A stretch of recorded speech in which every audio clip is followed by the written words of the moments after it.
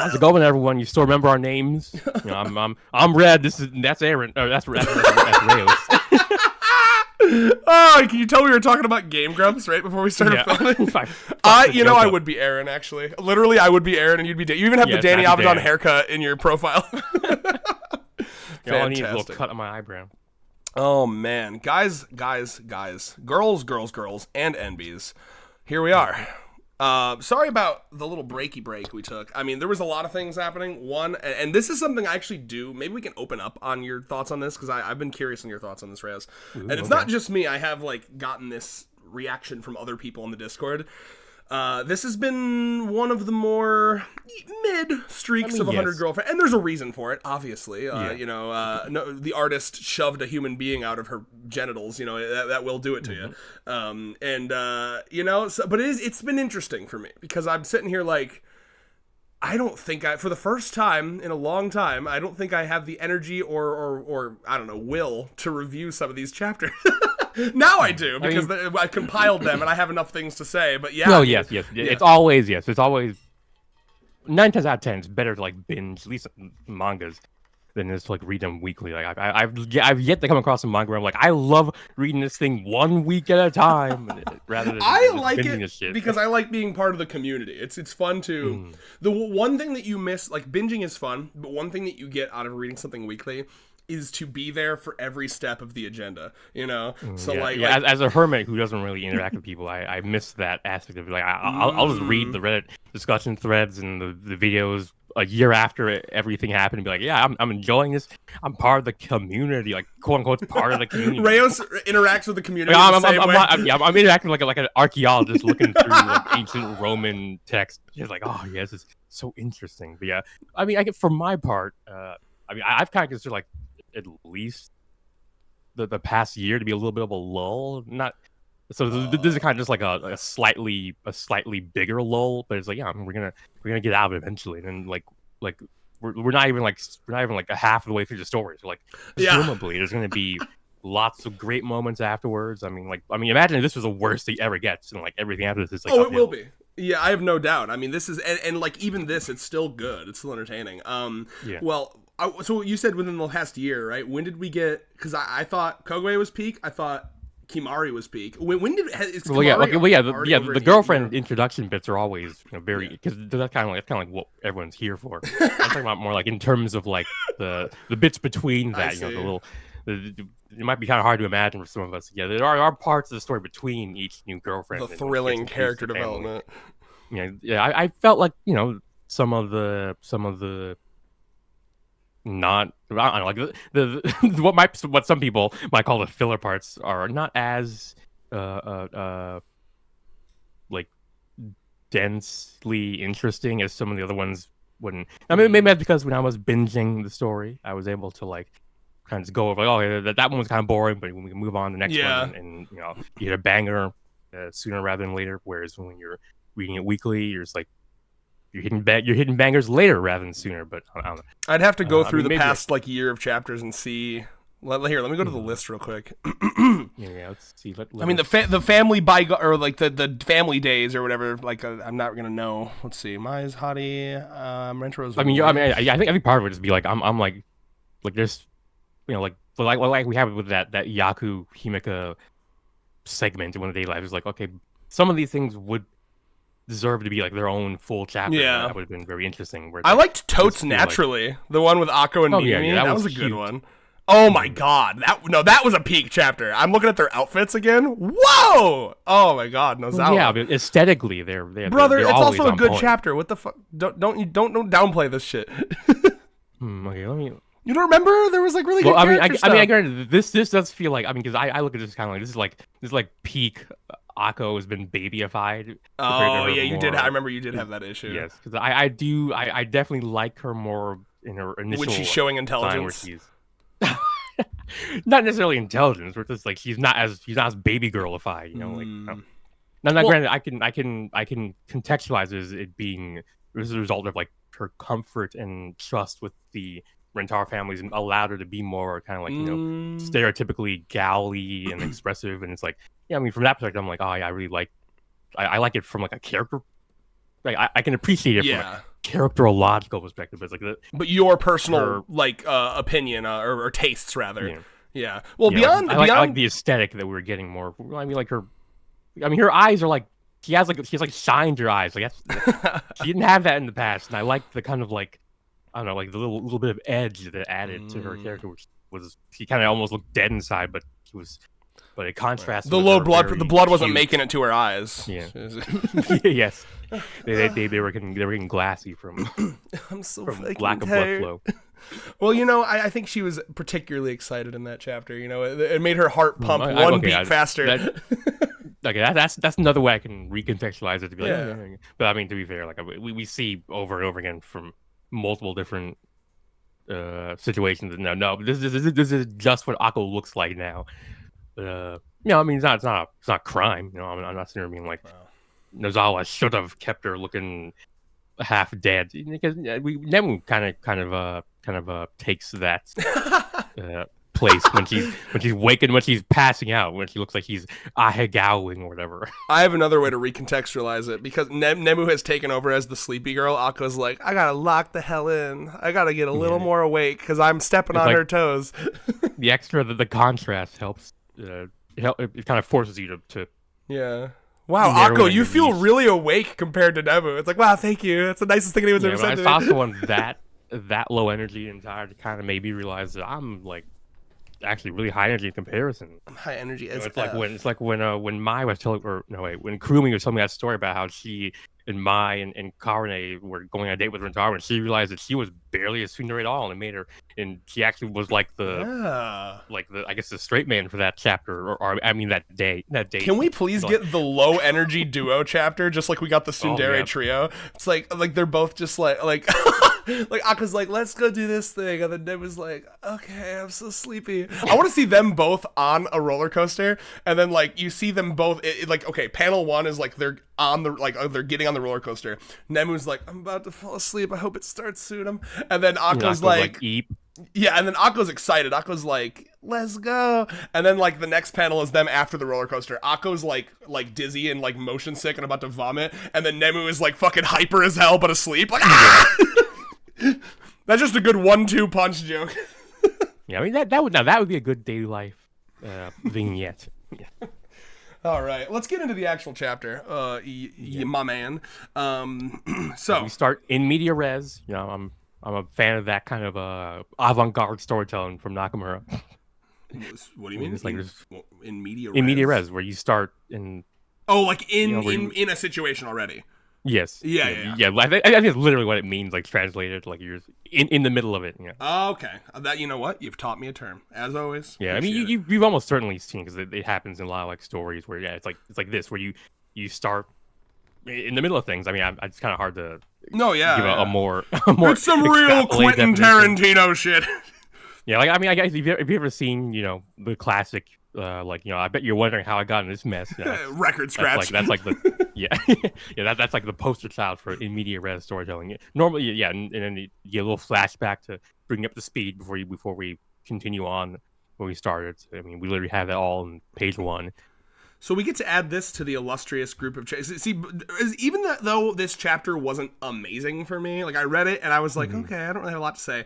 Objectively, it does carry on the Nakamura trend of making sure there's something moving forward with the status quo every single time. And for this one, it would be that we have another parent who is aware of the relationship now, which is pretty cool. I'm a big fan of that. And I do like his reaction. It's actually kind of sad because it does say a lot about how the people in Ira's life view her, where it's very much like, Ira is very mentally ill. She's fragile. She's mentally fragile. Let's remember how the intro. I mean, like bug landed on her. Nakamura loves that type of character writing, just like Iku's brother fucking created her. I do love that. Yeah, the guilt that he must feel. That's probably, honestly, you could read into that. That's why he went to so much effort to do this stupid haunted house thing. It's like he's like, I have to fix her. But ironically, he's only adding on to the fright. Wasn't that a classic father thing to do? Yes. I mean, the dads in this world are kind of fucking insane. But, I mean, as I've said before, this world is insane. To survive, you gotta be a little insane yourself. Oh yeah, I do like how I really do like that he's chill with it instantly. I think honestly, there's part of him that's probably like happy that she has a man in her life. Like, oh, thank God. Yeah, yes, like most of the dads and parents in this series are like, thank God my fucking mess of a daughter found someone. I'm so happy that I'm willing to overlook the fact that it's like there's a slight age difference freshman here. high schooler. It's not the most hardcore age difference in the series. We can overlook this. Yeah. Momoha is a thing. You know, Kahari's a thing. It's like, come here to this. Like, I mean, really, just tell that to Papa Kaho. Yeah, Papa Kaho, and he'd be like, "Fuck, this is nothing in comparison to that." And what's interesting too is that like we have a lot of these parents who are aware of the relationship but not aware of the polycule. Right? Yeah. Is it only Kusuri's parents, Nakamura's right? leaving himself. He's leaving himself that bit so he can come back around and have them get introduced to that fact, and then they can have some new crazy like prove that you're worthy of my daughter type shit. Infinite storytelling, infinite reactions, infinite parents, infinite chapters. Dude, I can't wait. That one's gonna be rough because I really do. I've said this before. I hope that when we get there, Nakamura actually handles that with the tact it deserves, which is that it should be a hard fucking sell. You know what I mean?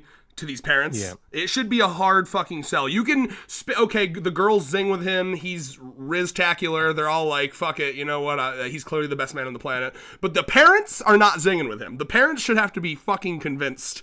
You know what I mean? So I hope to see that. Yes. I mean, now that's something I could see being like a league of like villains sort of situation. The parents all figure out somehow once their daughters are like dating the same men, and in some cases each other, and like we have to put a stop to this. We can't. Like, this is fucked up. It goes against all of our values, and they're all like they become like a fucking villain troop, and it's like that's epic as fuck. They have to, and also they have to like sit down and be like, okay, we just need to clarify what everyone's motivations for joining the League of Parents are. Okay, are you homophobic or are you anti-polyamory? That's a very important distinction. Like Eru's mom comes in, I'm just homophobic. Like thank you very much. I don't really care about the polyamory. Hell yeah. Like, I mean, as far as I'm concerned, men should be dating multiple women. That's how it was in the Bible. Like that's actually pretty epic. Yeah, if she, Eru. Ever since Eru's, where do you think Eru got it? You know, like I've been noticing since she joined. You know, a couple months ago, she's been a little bit more open to things, and it's really disgusting. When I make like what's the word, like this homophobic comments, she's like, Mom, don't you realize that they're kind of like just people like us too? They're not that bad, Mom. My father would never say that. This is not the daughter I raised. Yeah, it's like you are the people who've been putting these dangerous thoughts in my dear Eru's head. And I knew something was off when she put her MAGA hat in the closet. Like, yeah, I'm kind of like I'm with people who kind of don't appreciate the hat, and her mom is like, oh yeah, I know, like, the liberals, they're trying to cancel you, aren't they, daughter? Yeah, he's like, yeah, Mom, like I can never learn. I actually, I've renounced my MAGA heritage. I'm so happy we brought back the homophobic Eru. And to be clear, it's MAJA, so we're pronouncing the Spanish pronunciation. Oh yeah. Eru's mom, huge fan of the new prime minister. You know, she volunteered for her. Holy fuck, that was fun. She was door knocking for her. Fantastic.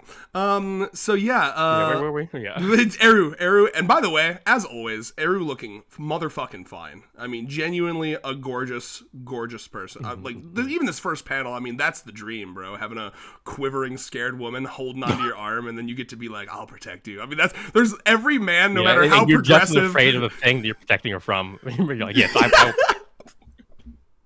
Go ahead. Did you have more to say? Yeah. That's this is how it is. Like the guy pretends to be like the big strong man, but like. This is the sword we must fall on for patriarchy, friends. I've definitely experienced, like when I'm protecting someone else. Like I'm terrified of bugs, but when I'm with someone who's clearly more afraid of bugs than I am, and suddenly I'm like, you know what? I gotta step up. if it's not me, then we're fucked. This bug is gonna run. It's gonna own the house. We're gonna be paying rent. It's gonna run me through, bro. This bug. Yes. Yeah. I mean, have you seen the insect porn out there? It is not fun. Speaking of insect porn, every time it comes up, I'm just gonna mention Allie wants a bug girl. Okay. Give us a bug girl. All right, moving on. But I will say this chapter is actually another great example, as this series continues to be, of positive masculinity, because it would be toxic masculinity if Rentaro was like, stand back, I'll do it. But like he allows him, he's scared too. And then in the end of the chapter, she has moments where she can protect him. It's like a very equal partnership. There's not just a moment where he's like, I've got to do everything. And I do. Now you do have, and I do want to discuss this because it is interesting. You have moments here where Rentaro chooses to lie to her. Or I guess less lie and more.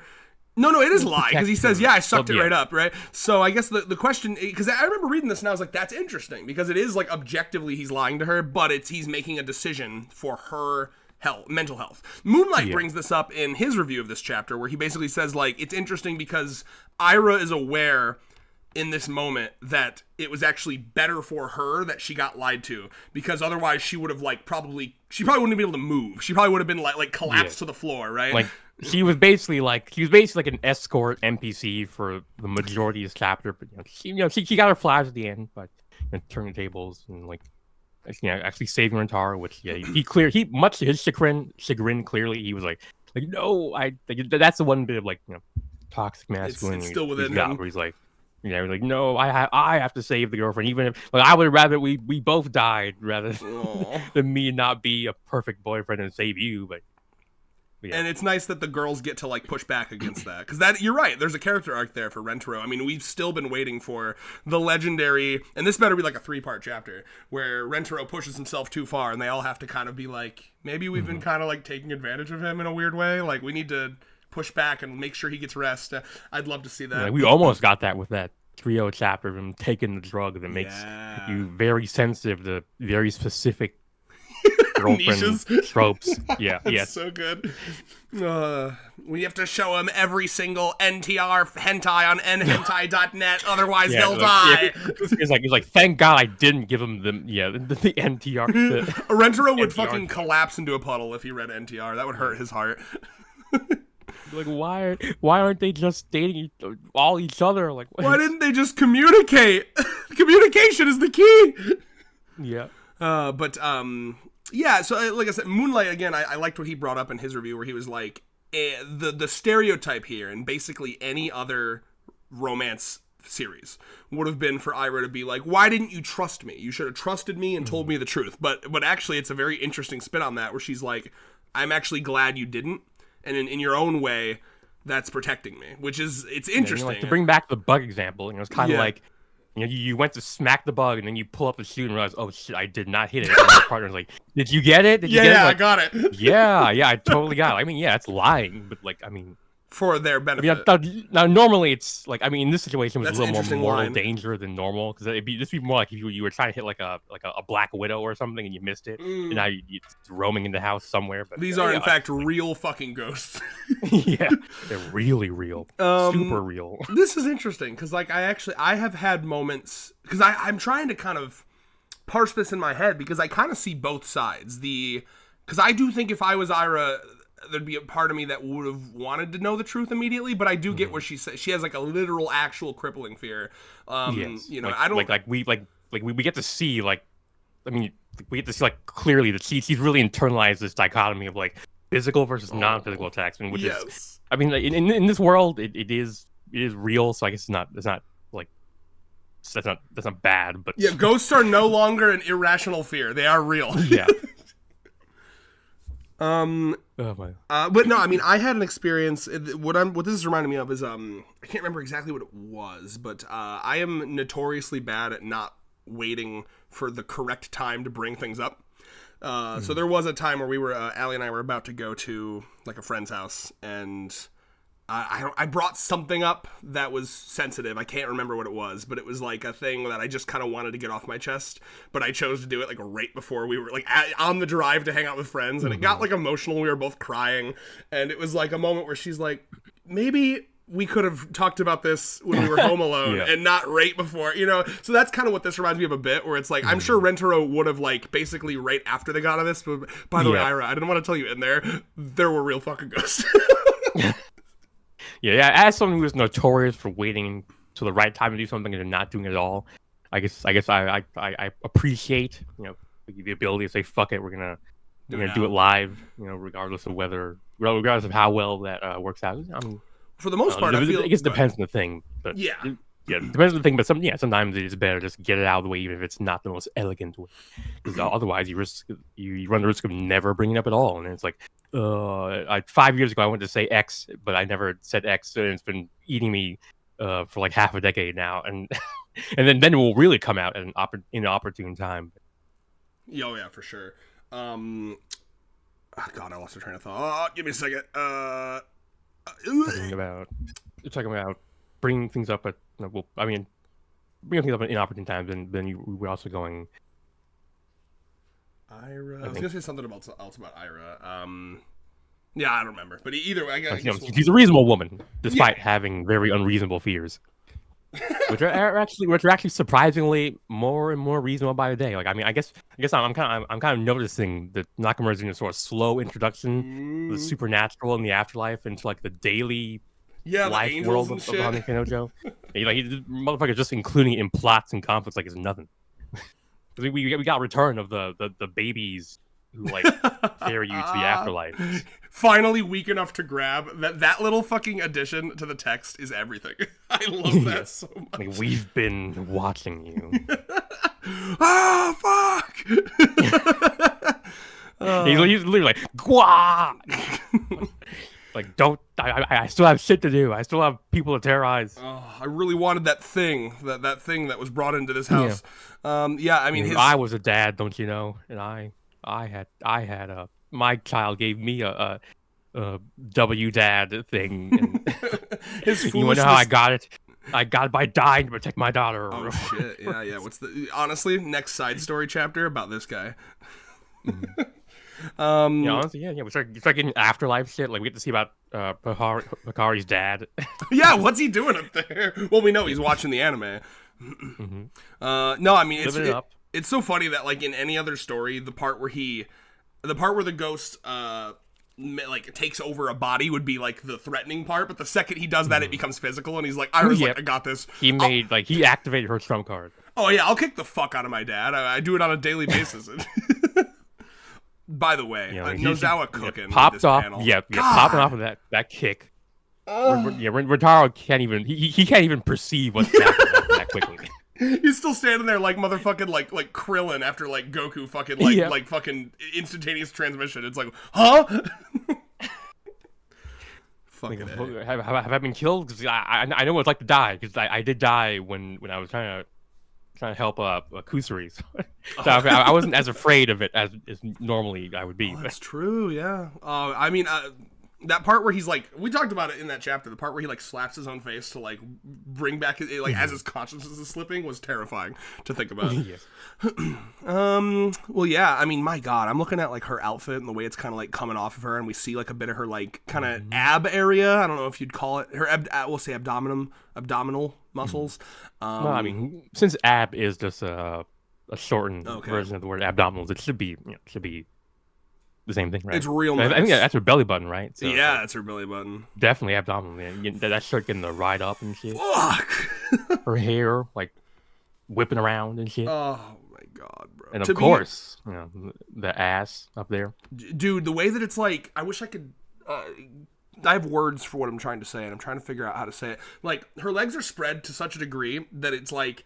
Because, like, an ass looks like an ass, but then, like, when the legs are spread so much, it kind of, like, it becomes the two legs separate. You almost like, see what an ass for what it is. Does that make sense to me? Yes. To what you're saying? They are the shoulders of the legs. That's basically what they are. In the same way that, like, when you look at tits hard enough, you kind of see how they, like, go up into the armpit, right? It's like you start to see the muscles, right, and understand them. You see the connections, and you stop seeing it as an isolated thing when you start realizing it's part of an interconnected system, and it's all beautiful. 100%. So that's kind of like this moment when I saw Ira's like fucking. I mean, let's be honest. Like, let's be honest here. If her pants were off, you'd just see both holes open and spread. You know, like.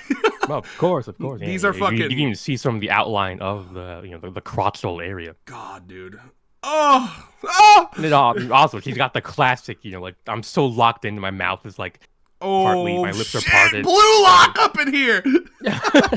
Yes. Wow, she is beautiful. I'm really restudying this since the first time I read this like 2 weeks ago. Jesus Christ. That's the face of a woman beating the fuck out of her dad. Yeah. Holy don't worry, shit. Dad. It's for your own good. Yeah, you deserve this. She's probably kind of a little mad at him too, right? Since he set up this whole thing. He knows. Yeah, he's under no illusions that he's not behind this. Like. Yeah. And since we're talking about ass, I mean, we might as well get up to the talk of the chapter here. Oh my God, yes. Jesus. That was insane. Christ. Like, yeah, I guess our boy was taking lessons from, like, he learned from the best, They're so close to 69ing. They're so close. Yeah, I wonder if this is a sex position. Like, well, like yeah, I mean, a it weird would be... half 69, like a 33. I don't know. Rentaro gets to eat her out, and she just has to take it. Basically, there's nothing she can do. I mean, dude, like it goes without saying, right? Her jeans are so ridiculously. Are these like jeans? What kind of pants are these? Do you think? Like bell bottom jeans? Jesus. I guess. But probably like the jeans with like that slightly stretchy fabric. Given that she's like kicking and shit in them, I would hope for her sake. Or she's just tearing them. Yeah. Like, no amount of denim can like withstand my kick. Every time she does that, her fucking asshole blows out. Yeah.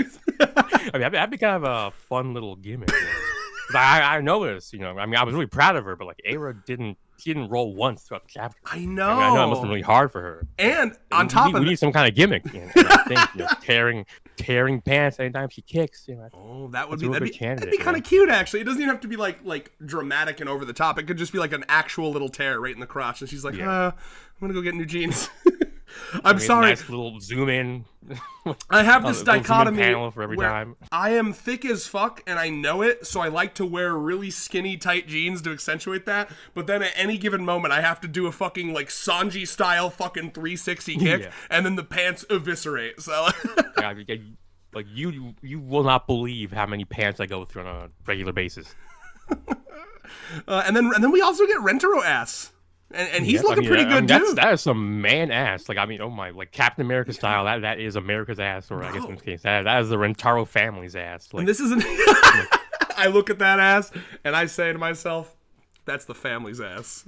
And then I need like a lineup of all the women just going through it like slap, slap, slap. I mean, like Gonzalo really did do the trouble like drawing like a dude's ass in like. And it's good. I don't know, dude jeans. Like, I mean, it's like... This is what's nice about a woman being the artist. There's no preferential treatment to the women. You know what I mean? Like, this is clearly given the fact that she's pregnant, and we assume that this wasn't like an in vitro situation. She clearly knows how. I'm doing a Hahari thing. I'm a made virginal. Seems as though, but also completely horny.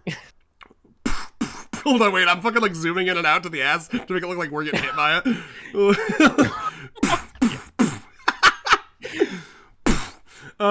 Just doing anything for you? It's doing something for me, honestly. Like it's a nice ass, like genuinely. And it makes sense. I mean, we have to assume at any given point that Rentaro is like has the body of like a Greek god, given what he goes through.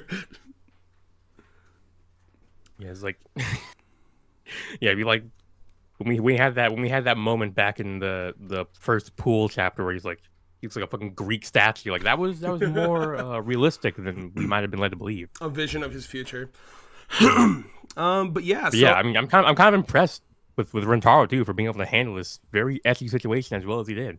I mean, he blushed a little, he sweat a little, but I mean, he did. I would too. He did the work.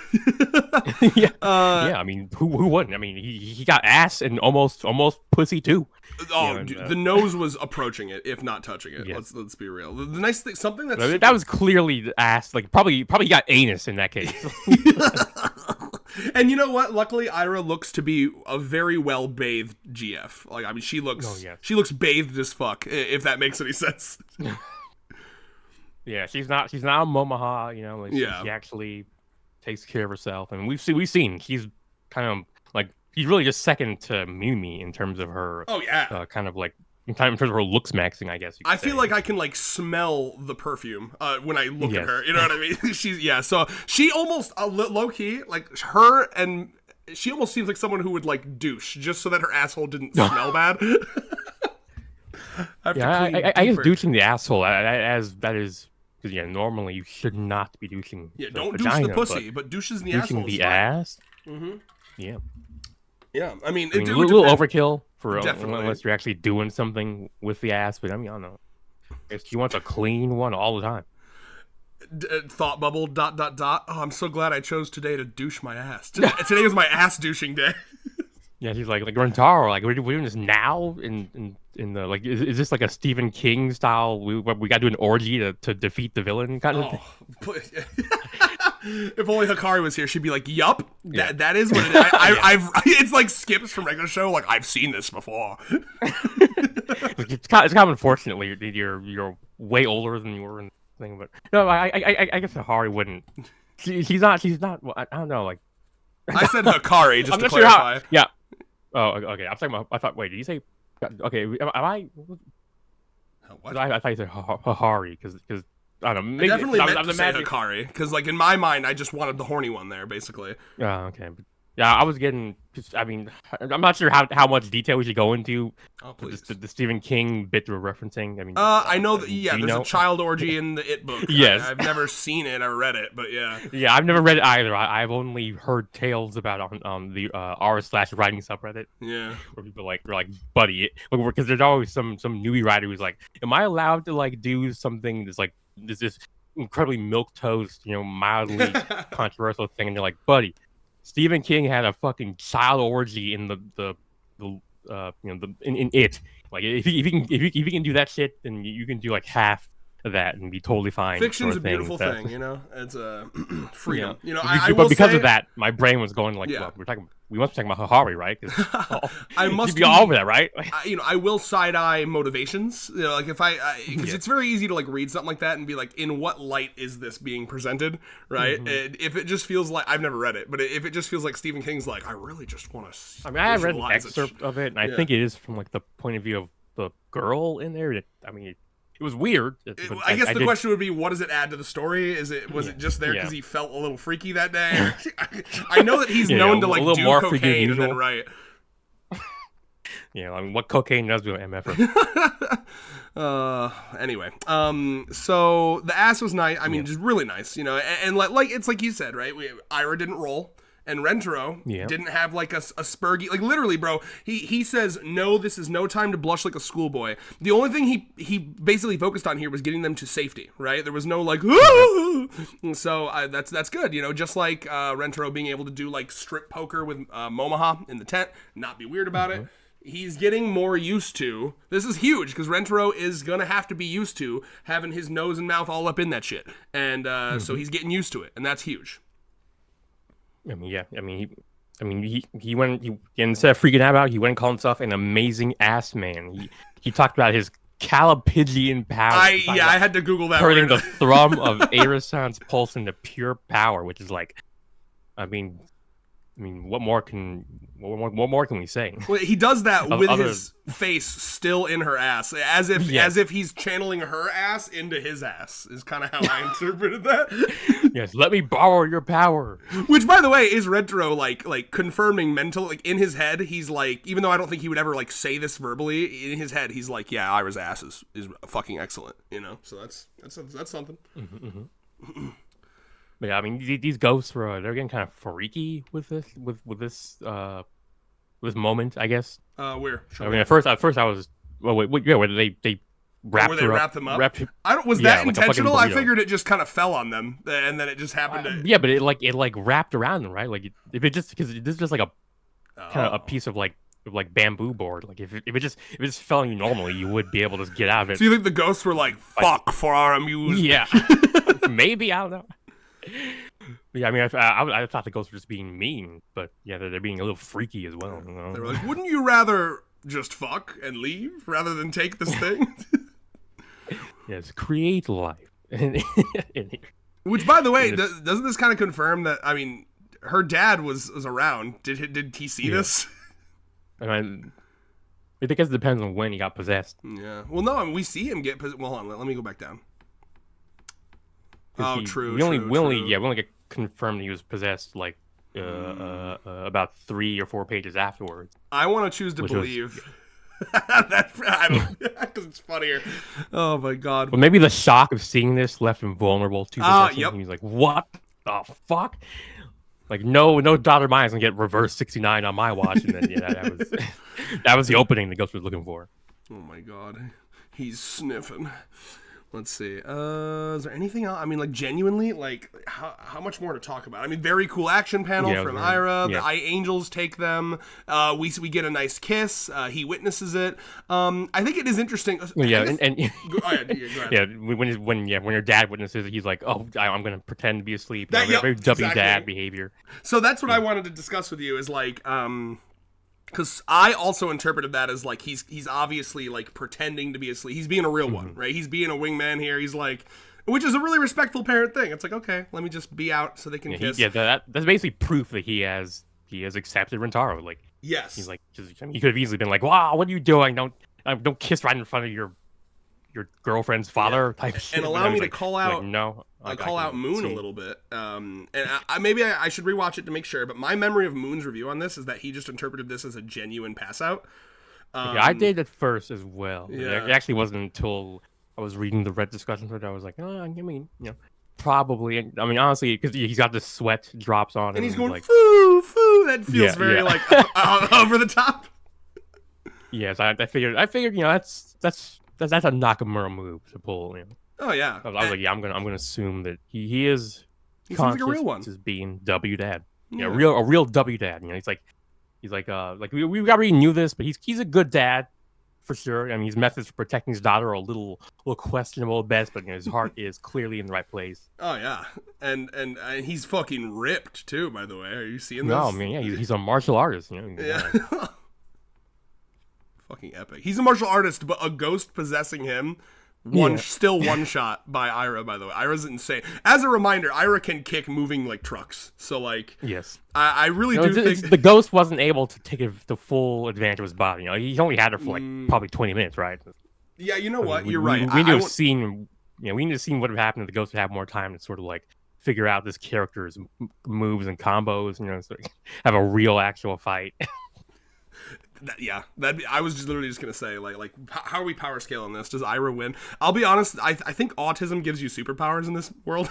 I mean, yeah, probably. It's like, I mean, in the real world, it kind of does too. It's more like you min max certain things, and that's why you get some of the weaknesses. There's natural. Oh, she's got her weaknesses for sure. Yeah. Let's see. Anything There's else? natural consequences of the strengths, but yeah.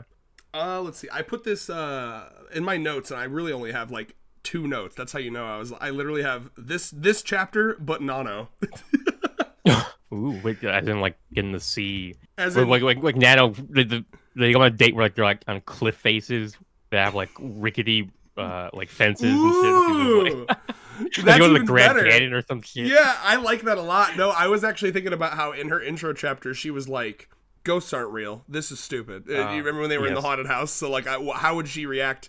Would she just be in total denial? Would she be like, and she's like Ningen? Like no, I think no. This is a real Yurei.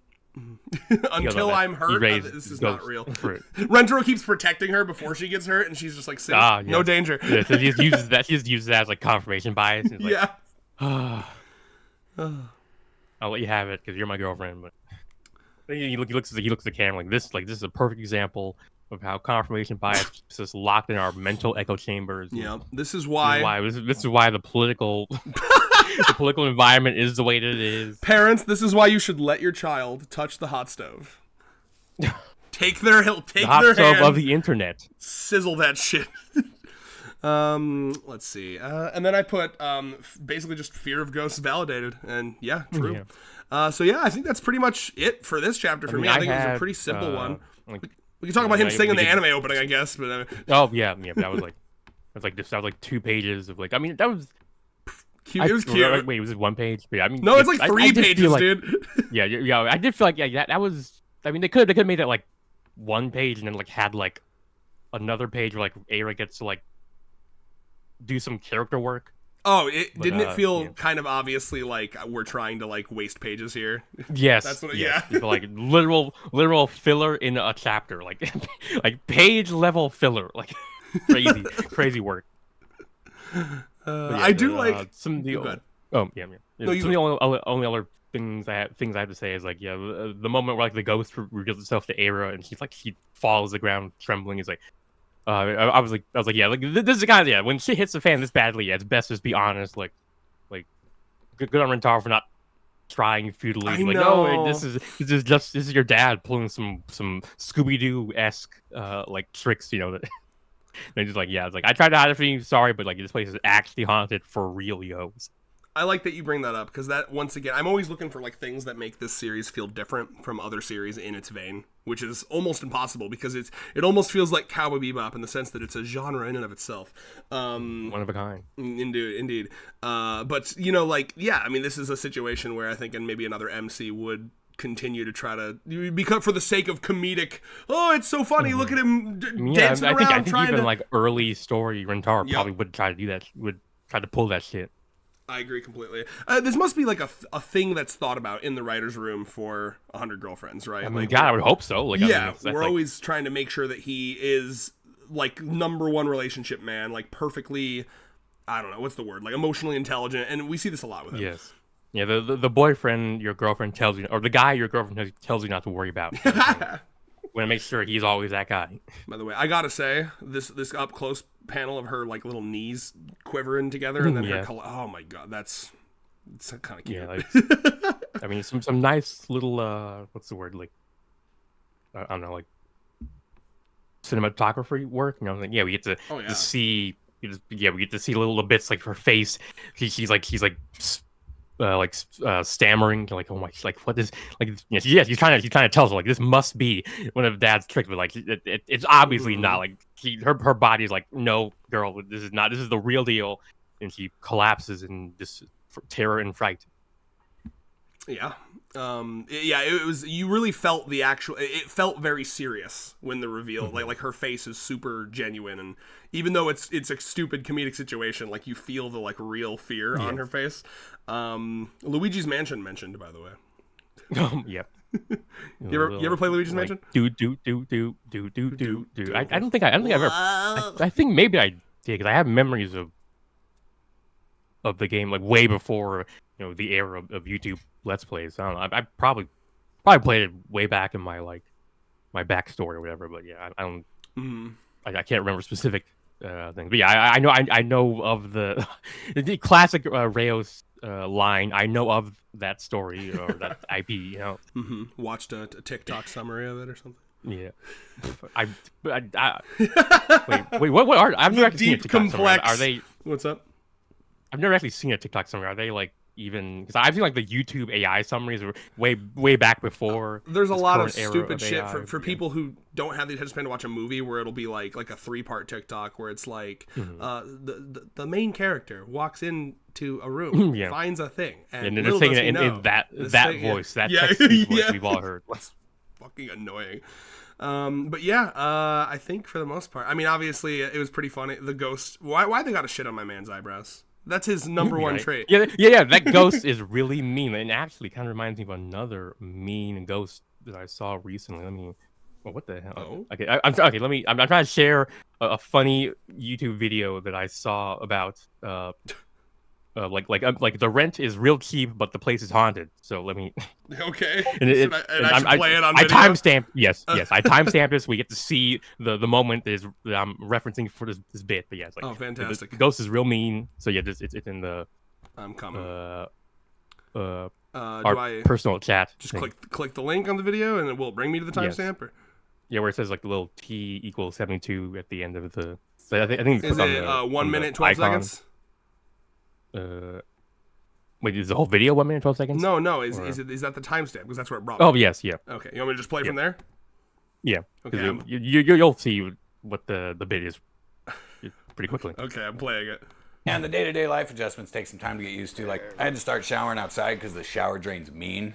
I'm serious. Yeah, he's just right over here. It's on the floor. Yeah, I mean, that's what the ghost did with his eyebrows. You know, like, Told you. And the other weird stuff's like the whole bed floating thing. The shower drains mean. yes. Fantastic. Yeah. It's like, man, what you don't gotta do that? Like, you don't do me like that. Yeah, I mean, like, I personally think his eyebrows are very interesting. I do too. They're very cute, and all of his girlfriends love them. Oh man, they're gonna His fucking caterpillar eyebrows. I'm gonna say, yeah. They're gonna fucking. I don't know where I'm going with this in my They're head. gonna do an eyebrow job.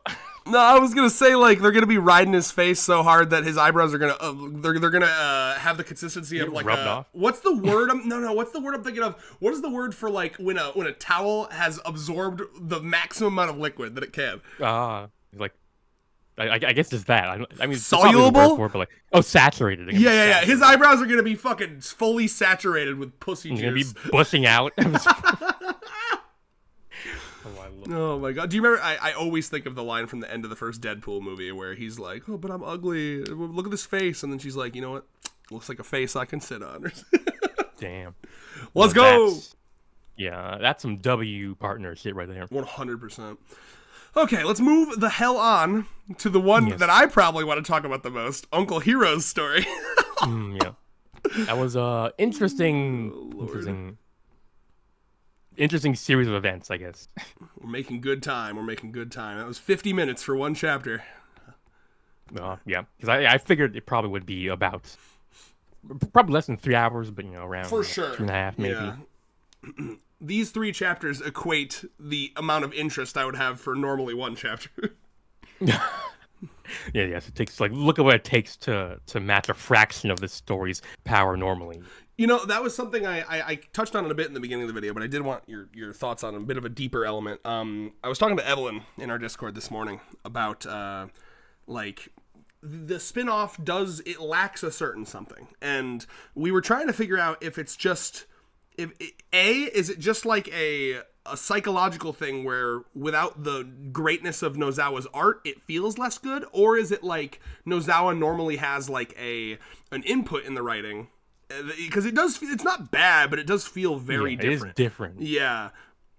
There's less of and 100 Girl, the main series already has like barely cares about like internal logic and consistency and stuff, but the spin-offs like even more so. Yeah. Nakamura this is Nakamura like Unchained.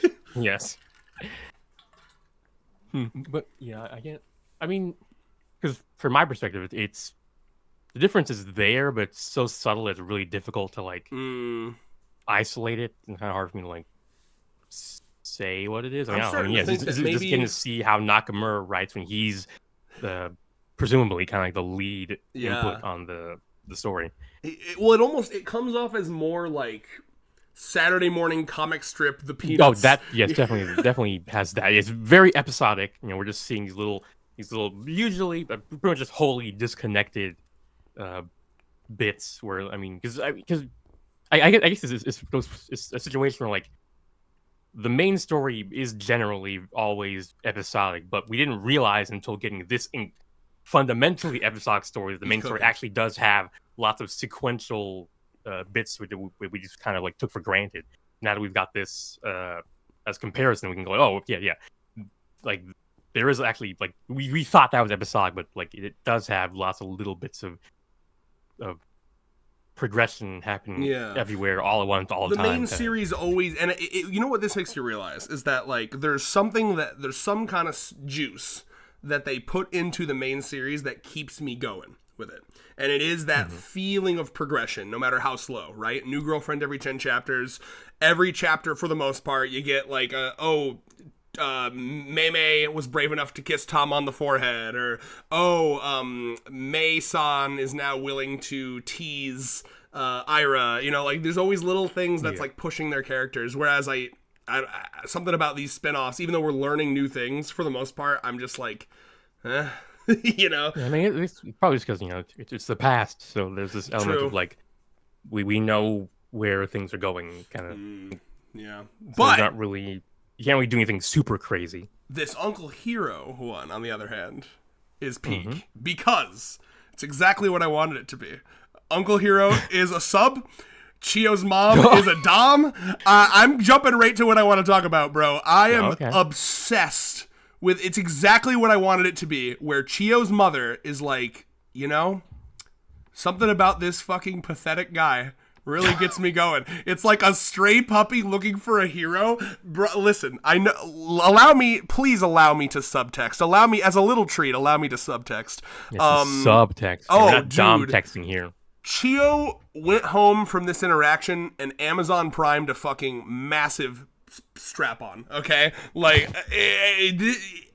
This awoke something, and the pathetic, like, oh, I dropped all my shit on the ground. She was like, oh. The pathetic Riz. I'm about to fucking run your life. You will be mine. I've got the cage. I've got the cock cage, the normal cage, the leash, Yes, from food to anus, I shall, what's the word? Like, control every fucking element of your life. Also here will probably be like, damn, this is like... I knew I loved you, but I didn't know I loved you this much. Dude, Chio's mother was a freak. I don't care. I'm headcanon. I'm going full extreme with it. Chio's mother was like a hella dom. Hiro's pathetic. He was so much of a freak that God had to kill her, bro. She had to be. That's what I was gonna say. I was gonna say that she had to be nerfed. She passed was because he was doing some. He was trying some freaky shit. Oh, she was like fucking sucking the fluids out of his asshole, and she like got like sepsis. Oh, I mean, I guess, yeah. I wasn't gonna go that grody, but yeah. It's just really funny because like Chio is like the most like, I don't know. I mean, because she's the youngest, and she obviously, you know, there's a bit of that dom personality from her mother, where when she first showed up, she's like, but like it was less dom and more like anxious and angry and everything. But like now I'm just choosing to this chapter changes my entire vibe of this character who we've only ever seen in like little prayer pictures. I'm like, oh, she's gone, and now I'm like, it's like, oh, you know, what was my mom like? And he just flashes back to like being whipped in the cage and like walked on a leash around the house, and he's like, oh, she was great. Yeah, she was a gentle hand, but she knew how to use it at the right moment. Holy Lord. I mean, everything about Hiro makes sense now.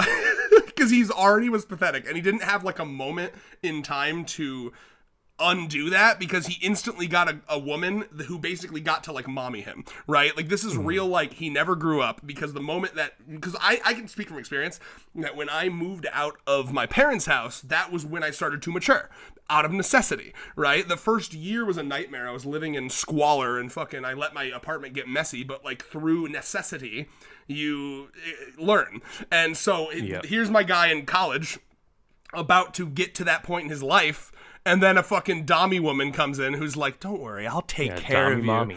I'll take care of every little need you have. Great dynamic. All right, moving on. To whatever you want to say. I guess we can do something we haven't done before, where we talk about the little, I guess like author commentary that they have at the start of the start of the chapter. Yeah.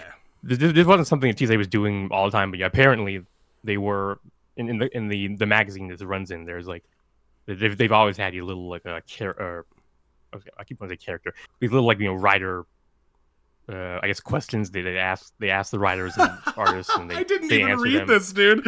I'm so happy you reminded me that that's there.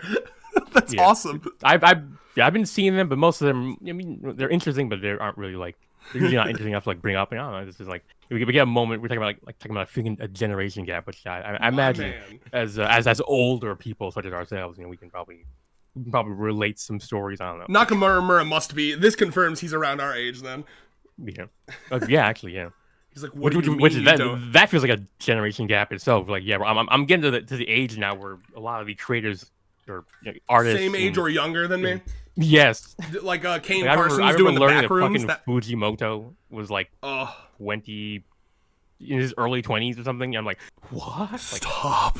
Well, and then the Backrooms movie was done by a 20-year-old, and then it was talking about how like by a baby, like, a fetus. Oh, literally, like the way he got viral is that he was doing like Attack on Titan videos when the manga was ending, and he was like 14, and I was like, oh my god.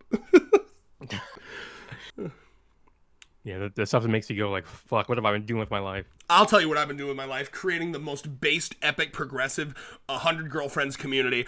Hop on over to the Discord. We haven't fucking advertised that in a long time. Apparently, Binary's making an advertisement for it. Oh, okay. Yeah. Good. Thank you. Thank you, Binary. Yeah. Well, he said if you want any like voice record, if you want to say anything in the advertisement, hit him up. Oh, Yeah. okay. I mean, I don't know if I have anything specific that I want to say. I mean, I just I just wing it during the reviews. But yeah. Fantastic. But yeah, that's a fun comment. Glad my man's an OG Pokemon head. Mm-hmm. All right, what do you got to say about this chapter? I had my agenda. I was sitting on that for a week. I'm so happy I got to say it. I mean, I don't know. I guess from like page 1, we get Kyo being like fucking just brutal to her dad. Like, I mean, it's like I understand Kyo, but damn, like, he's like how did someone like you end up dating her to begin with? Like, Well, like she's dead, Kyo. He's like, Chio has no idea the dynamic. I mean, literally the dynamic. Like the dynamic is exactly what I said. I don't care how exaggeratory you think I'm being. I think maybe the only thing I said that probably didn't actually happen was the sucking the shit out of his asshole. Yeah. Everything else really happened. I am 100% on board with this. There's a room in this house that Kyo is forbidden from entering. And she's like, whatever. I guess it's just weird shit from my dad, and he's like, that's stuff that your mom used to use. If this was early 100 Girlfriends, they'd have it like early 100 Girlfriends where shit was wild. Yeah. They would have a chapter where she'd stumble upon the sex dungeon. Yep. Or like at least some of the apparati. Like what? Why did mom have so many massagers? And he's like, let's just say that Those are actually for me, if you can believe it. Yeah. Oh. Okay. So it's cute to see him in college. Let me see if I can find it. Bro, apparently he can't even afford a backpack. It looks like he came to school with the shopping bag that he bought the books in, like the notebooks. That's, oh my god, I didn't even think about that. Yeah. He just got out of like the school store with his like book list that he had to go through. But yeah, so he gets like obsessed, and like again, Nakamura plays it the good balance here, as he always does, where like he is like he's creeping, but like from a very like I just really like you perspective. It's not like and it's still weird, like, no doubt, but like it's more there's a wholesomeness to it. He's like, I just want to hear her voice. Like I think we've all been there at one point where we're too afraid to talk to the person, but we want to see them all the time, so we start memorizing their routes and shit. Yeah. And then we realize at some point, that is kind of hopefully we realize at some point that's kind of fucking creepy. The self-awareness, either you nut up or shut up. 100%. And the self-awareness from Hiro is really good for his character. Yeah, that was actually impressive. I was like, okay, this dude is 99% of the time he's a mess of a human being, but that 1%, it counts. Where it counts, that he's a decent person, I guess. Absolutely. And that's why this is my favorite spin-off chapter of the whole spin-off series so far, is because that Nakamura flow really does kind of feel like it's coming through here.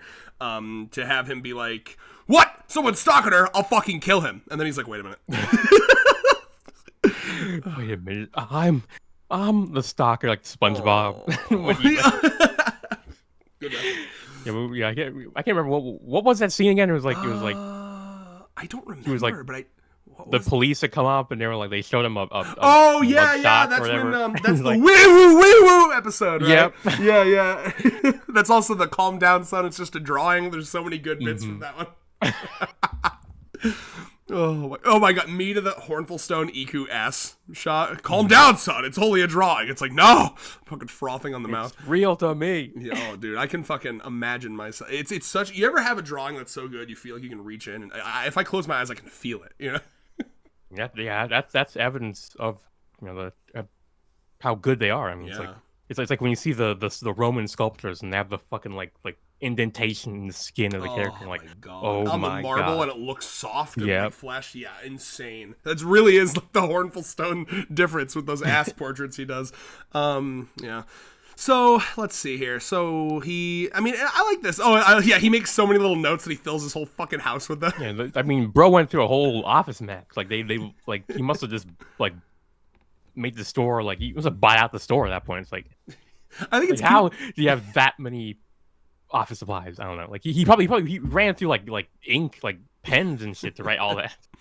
I think it's cute that he actually did come to one that he liked, because usually I feel like with this it would be like no matter how much I write, I can't like it, I'll just say it from the heart. But he actually did.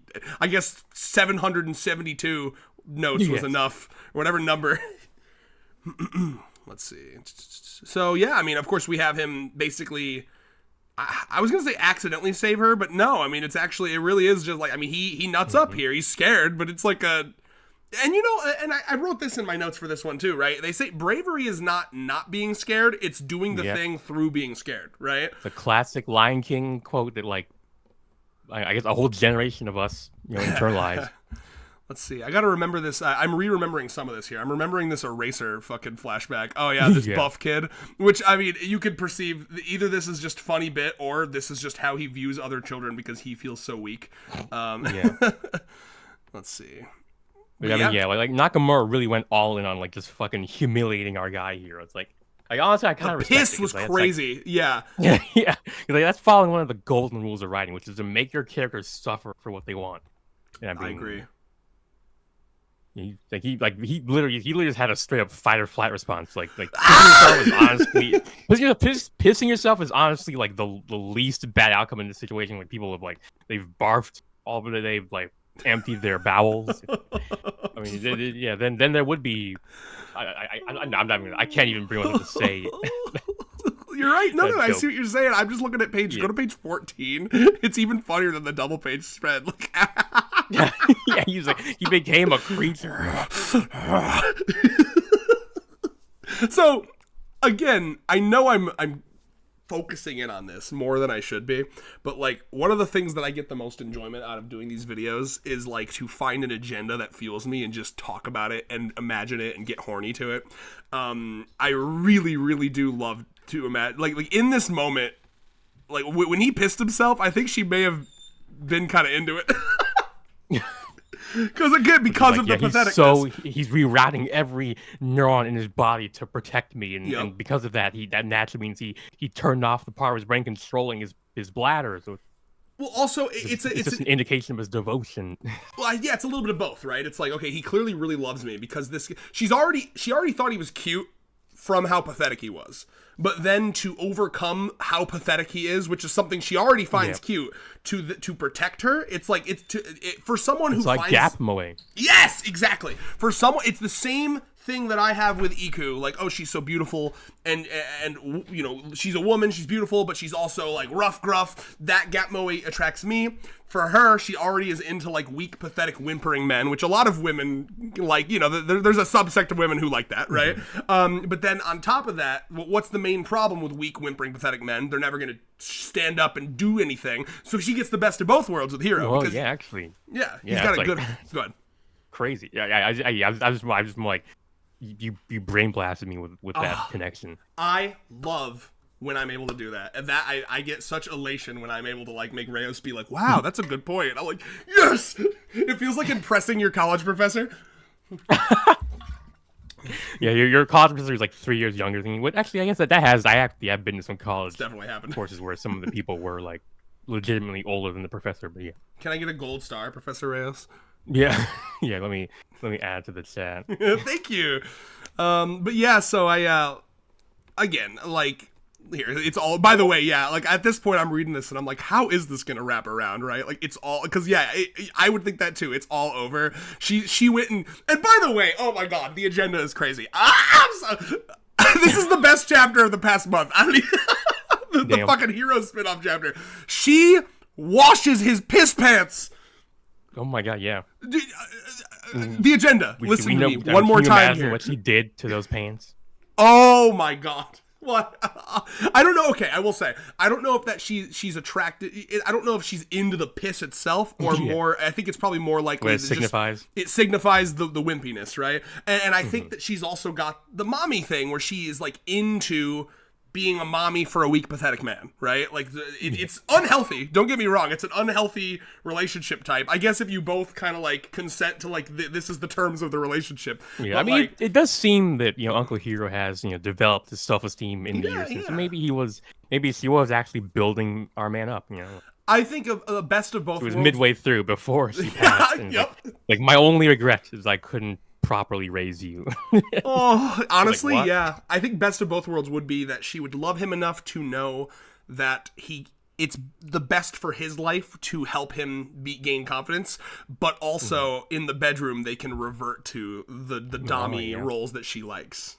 Like in the bedroom, I'm the one who wears the pants. Yeah, I'll help you gain confidence for like your life and raising our daughter, but when behind closed doors, just to make the gap all the more satisfying when you are totally beneath my heel in the bedroom. He's like, of course, yeah. when we walk through that bedroom door, you must remember that I am your master.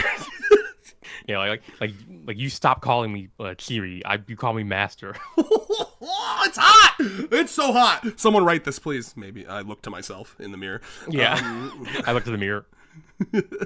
God, yeah. Though the piss thing, though, that would fucking destroy me. Let's see here. I need to find. The only thing that would have made it even better is if she had like washed him down in the shower herself. He was like, "Let me do it for you." Like you already know that's happened. Just to be just to be nice, you know. Like yeah. I'm just being nice. I would do this for any of my friends. I swear. Yeah. That would have been even more just not even emasculating. That more like unadult. Infantilizing is the word you're looking for. Yes. Yes. So there's so many little pieces of evidence that show how Dami she is in this chapter, right? I mean, like, hey, I found this letter and it had my name on it, so I just read it. I just kind of read it. I love that. And then she asks him, like, oh, okay, cool, you want to go out with me? Like, crazy. Like, she is such the dom in this relationship, which, hot. Let's see. I want to, it's just like then, for whatever. And what I like about this, too, is she's, like, mid-figuring out her kink right here. Mm-hmm. Like, it's not like something she already knew. Like, she's literally, like, remembering how pathetic and whimpering he was on the ground when his books fell, and she's like, I don't know why. I really wanted to be in his life. Yeah, I was looking for the opportunity to confess to him, but thankfully that stalker tried to kill me, and that gave us the perfect opportunity for him to confess to me. This kind of moment that she's having on page, let's see here, 17. Yeah, end of 17 into 18, right? Where she says it's just like then. This is kind of a moment that I expect Iku to have at some point in the main series, because you and I have discussed like Iku eventually figuring out her kink, right? And so you see this like literally in real time. Where you say it's Chiri? Is that how we pronounce it? Yeah, it's Chiri is literally it's basically just Chiri. Yeah, the word Chiri. Like, yeah. Yeah, maybe add a little Japanese stank to it, but. I love adding stank to things. But yeah, it's genuinely really cute because like they're both 18, you know, fresh out of high school. I imagine. Well, wait, we know how Uncle Hiro is. I guess I just assumed. Yeah. College age. I thought maybe they were both I think freshmen. it's better if he's older than him. You know what? You're right. By a year. Like he's like 1 year older than me. He treats as like you're an older woman. I'm your fucking senpai. And you're my little fucking kohai. Shiri is what fucking Saki wishes she could be. Yes. Saki will try to do dom shit with Red silent authority. Yeah. Oh my god. So what was I gonna say? I lost my train of thought. Give me a second. Yeah, so I just in the same way that I want to see this with Iku, where she like one day finds out, like figures out her kink, like internally she's like, okay, this isn't just a workout thing. Like I'm sexually into this. How do I process that? Like this is like we're kind of seeing a glimpse of that because she's even saying, how do I put it? Like in her head, she's like, why do I find this attractive? I shouldn't. I have a feeling a lot of my friends will make fun of me for dating this guy. I mean, there's so much more you could dive into this. I think it's a really interesting dynamic. I mean, it'd be interesting to learn a little more about her past. Like, yeah. Let's say, like, she was kind of like her daughter, you know, student council president, going, being a very strict person. Enjoyed being in positions of authority, and that made its way into the bedroom. And finally realizing, oh my god, actually, I'm kind of into this from a sexual perspective. That's fucking epic. And by the way, Hiro lucked out in like you know what? I gotta give him props. And this is the Nakamura difference, right? He didn't just make him pathetic. He did put his neck out to save her, right? Mm-hmm. But he made him that pathetic so that when he finally showed courage, it would be all the sweeter. Yeah, and it's like this is, I mean, this is like the dream of every like loser boy, Yeah. where it's like, if only I could just find a girl who could take care of me and also fuck me, and that's crazy, man. But yeah, so and of course he leaves out the pissing himself Yes, to of his course. daughter, and she's like, why did she let you shower? That's weird. Yeah, honestly, you probably should have left that part out as well. Just say that you confessed to her, like you helped her out, you saved her valiantly from a fucking crazy sicko stalker. Then she took you to your house to like give you tea or some shit. I don't know. And then at the very end, right? Like you literally do have him realizing like, oh, I was a puppy to her. Yeah, I can't see that reading. For a second, I was like Uncle Hero, don't like get your mind out of the gutter, because like it's like if Wantaro is to Shio what he is to her mother, then that has some unfortunate implications. But yeah, we'll assume it's just some just very wholesome. Well, what's nice about in all. Rentaro is he's far better adjusted to life than Hiro is. You know what I mean? No, I said misunderstand? Wantaro. Oh, The dog. I thought you said Rentaro. Okay. No. Yeah.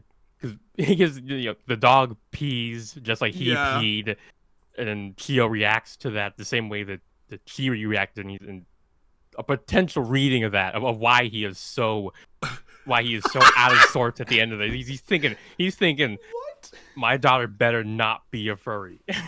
I see. I hadn't considered that reading, Reyes. That's an interesting reading. Yeah.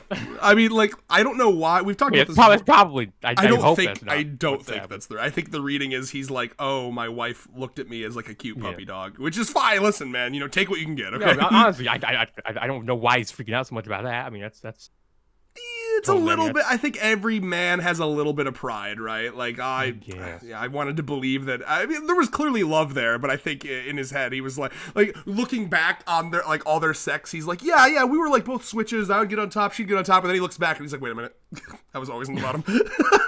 and there was always a chain attached to my neck, like a collar. Oh my god! And yeah. she actually really liked me doing doggy style like a lot more than any other pose. And she did tell me to bark for her a lot. And Yeah. I just never questioned it. Oh my god, it's so hot. It shouldn't be this hot. Wow, dude. Chio's mom really was the perfect mommy, right? I mean, what have we known about her since the beginning, right? She gave this like eternal mommy energy to her daughter, and now we know she did it for her husband too. Yeah. Man. That's awesome. Genuinely the best spin-off chapter, because it actually a lot of the spin-off chapters changed nothing of how I viewed the characters, right? This is one that has actually affected my view of like the characters in the lore. So now every time I will think of Chio's mother, anytime Chio's mother comes up in narrative, I'm gonna know that she had that dog in her. This is like the filler episode that actually changes. Like it doesn't progress the plot, but it changes the way you interpret the characters. The best kind of filler episodes. Oh my god. I don't know, every time I hear the word filler, I think of the fucking Naruto, like Yeah. I mean that is almost like synonymous. like, even in the main story, that was like the music for a filler scene within the main narrative. Bum, bum, bum, bum, bum. Do you remember the fucking one where they're trying to figure out what's behind Kakashi's mask? Legendary. Oh, yes. Legendary filler. Wait, was that a filler? Like, Yes. It feels like it almost feels like something that would be in the main. That's story, why it was but now so I guess I good. don't know. Yeah, it was. It was really and to like see all the imaginings of him having luscious, lips, like was one lipstick of them. stained lips. Yeah. Well, I remember, and the reveal was like, behind this mask is another mask. Yeah. So stupid. You did the classic eating shit with your mask on thing that all the masked characters do eventually if they're in the narrative long enough. It's like. All right, I think that's everything I got for this chapter. You ready to move on to Grandma's Uprising? I got a little more. I mean, go ahead. we a common theme I'm noticing with these I guess father spin-off chapters is like the guy just being utterly unwilling to confess his feelings to the girl at all, and then he gets very lucky. Like literally the same thing happened with Uncle Hiro and Pistori's dad, where they both follow the school of like, my crush got abducted by some crazy fucking like either Stalker or Big Pharma, and I had to save them from mortal danger, and that's shit. how I managed to confess to them. That is interesting. I don't know, interesting No, yeah. pattern. Because like Rentaro is totally down to like confess because he's done it 100 times and he's been rejected 100 times as well. So I mean, I wonder if that's an intentional like, difference that he's showing to show that like Rentaro's doing it right. You know? Yeah, I mean, I can see that because it's like this is the Reiwa era of how you're supposed to do things. These guys are all in the Heisei era where it was all about like the fucking letter confession and like you had to do everything perfect or else I don't know, it was a wash or whatever. Yeah. Cut to and then oh, good. And then the biggest thing, he didn't zing. They didn't zing. I did notice that, right? So Nakamura's got to be real important, real careful about this, right? Because like the zing has a lot of implications, and the only zing we've seen. Okay, hold on, remind me. Did Matsuri's zing? Wait, Matsuri's grandparents. Did they zing? Oh, I think. Well, hold on, we gotta double check this. I feel like if they hadn't, we would have brought that up, right? Let's see. I'm checking right now. Okay, here we go. Yep. Okay, they zinged, and then of course, Kusuri's definitely zinged, right? Yeah. Who else have we seen? We didn't see Karene's meet for the first time, right? Because they were like childhood friends. And similar with Akko's parents. And we saw them after. We came in mid, or they are already okay. So that is okay. That is interesting. Well, actually, right? as far as we know, they might not have zinged. But yeah, because we do know that this is half a decade ago at this point. But yeah, apparently zinging the soulmates thing is something that only a lucky, I guess, few have. So most people in the world just fall in love like normal fucking humans. Where they, they talk, they work things out, they work out boundaries, and then like some people are like actually from on a soul level, you're meant to be. So I'm glad you brought that up because I did 4 gore. I didn't take any notes for these because we decided to not review them, so I was like just kind of freeballing it. So thank you for reminding. That is an important thing to discuss. When I saw the lack of zing, because I did note that in my head when I was first reading it. What I thought was like, is it because she died? Like, was it like this can never be your soulmate because she dies so early? So you're destined. He is Hiro destined to have another. You know, even though he seems like someone who could never move on, but like maybe that'll be a big character arc for him. Yeah, it might be interesting. Yeah, and that'd be interesting from Chio's perspective as well. Yes, it would be the classic like.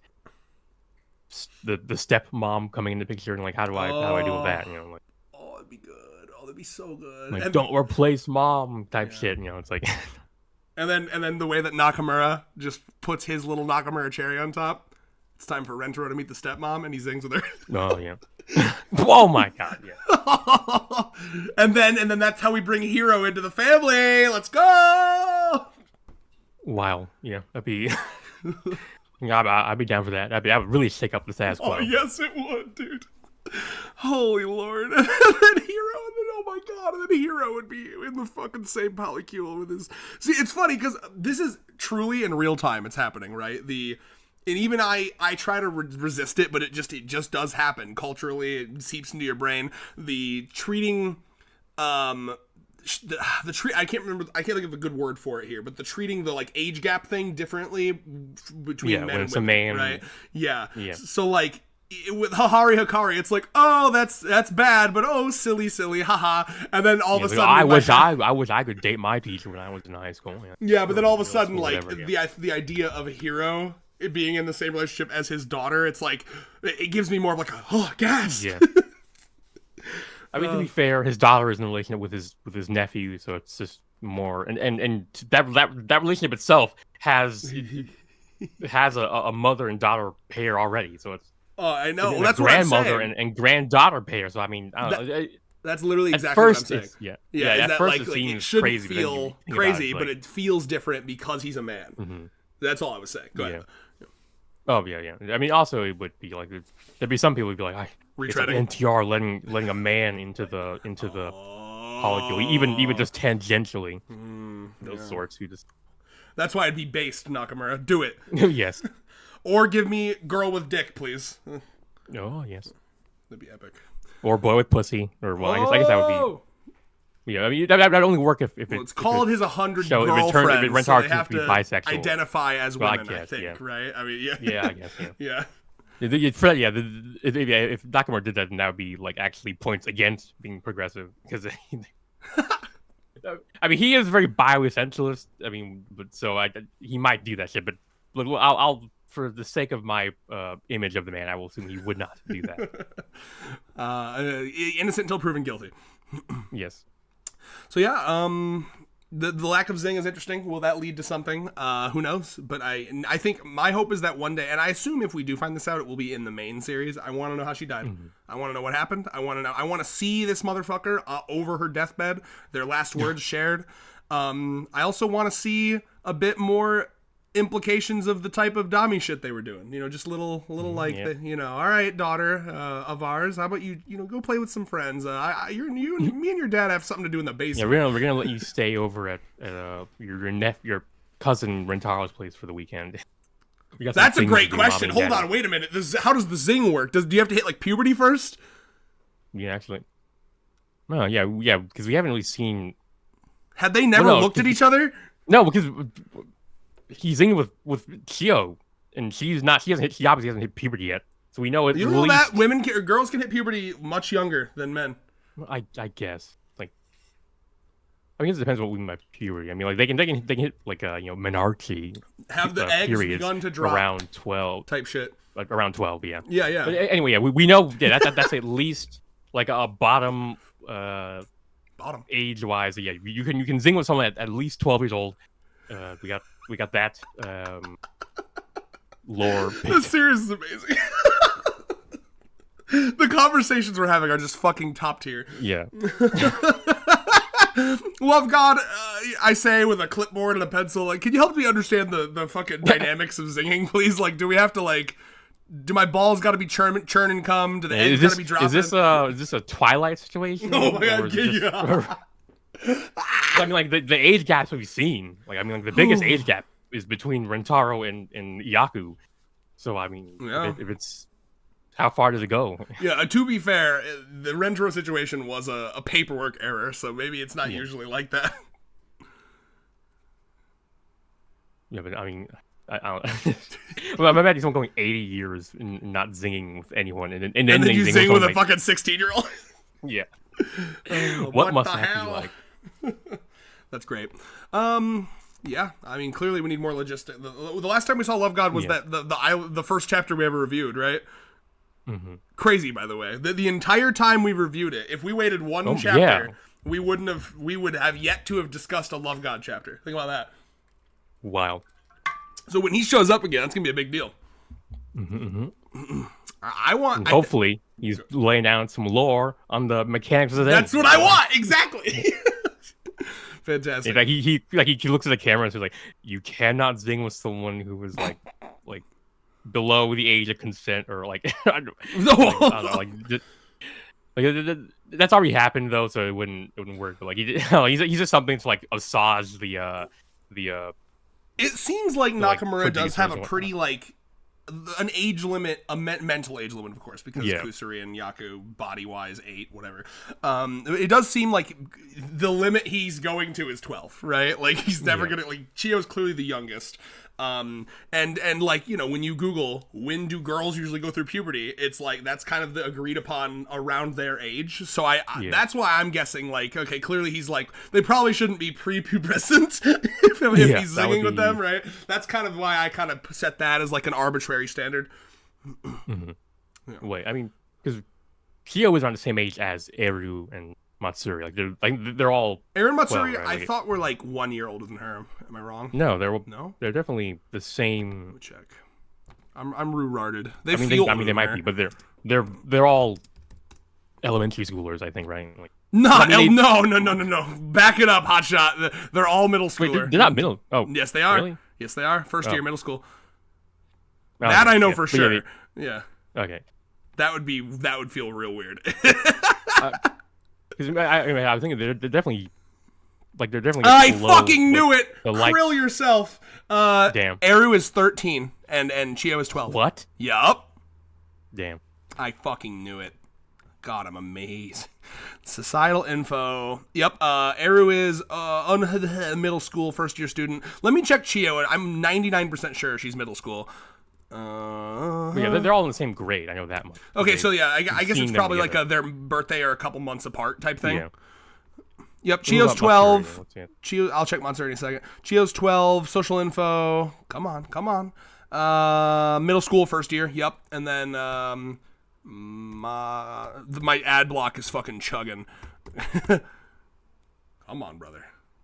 Come on. Yeah, I guess in my head I was imagining because I had like Kurumi as like, well, he's like the third year in middle school or something. I thought they were like way younger than Kurumi, but yeah, I guess they're actually closer. No, yeah. Than I was in my head. And then Matsuri is also 13, so I was totally right. Damn! Oh Yep. my god! What? No, this is wrong. This is not how it's supposed to be. I'm the one who's supposed to be correct, and you're the one who's supposed to remember. Oh, that misremember feels things, so yeah? good. I needed that for my fucking confidence. Thank you. What's happening? What Am I is being happening punked? to Reyes? Oh, that's great. Got to get up pretty early in the morning to outmaneuver That's me. what it is. That's what it is. Yep.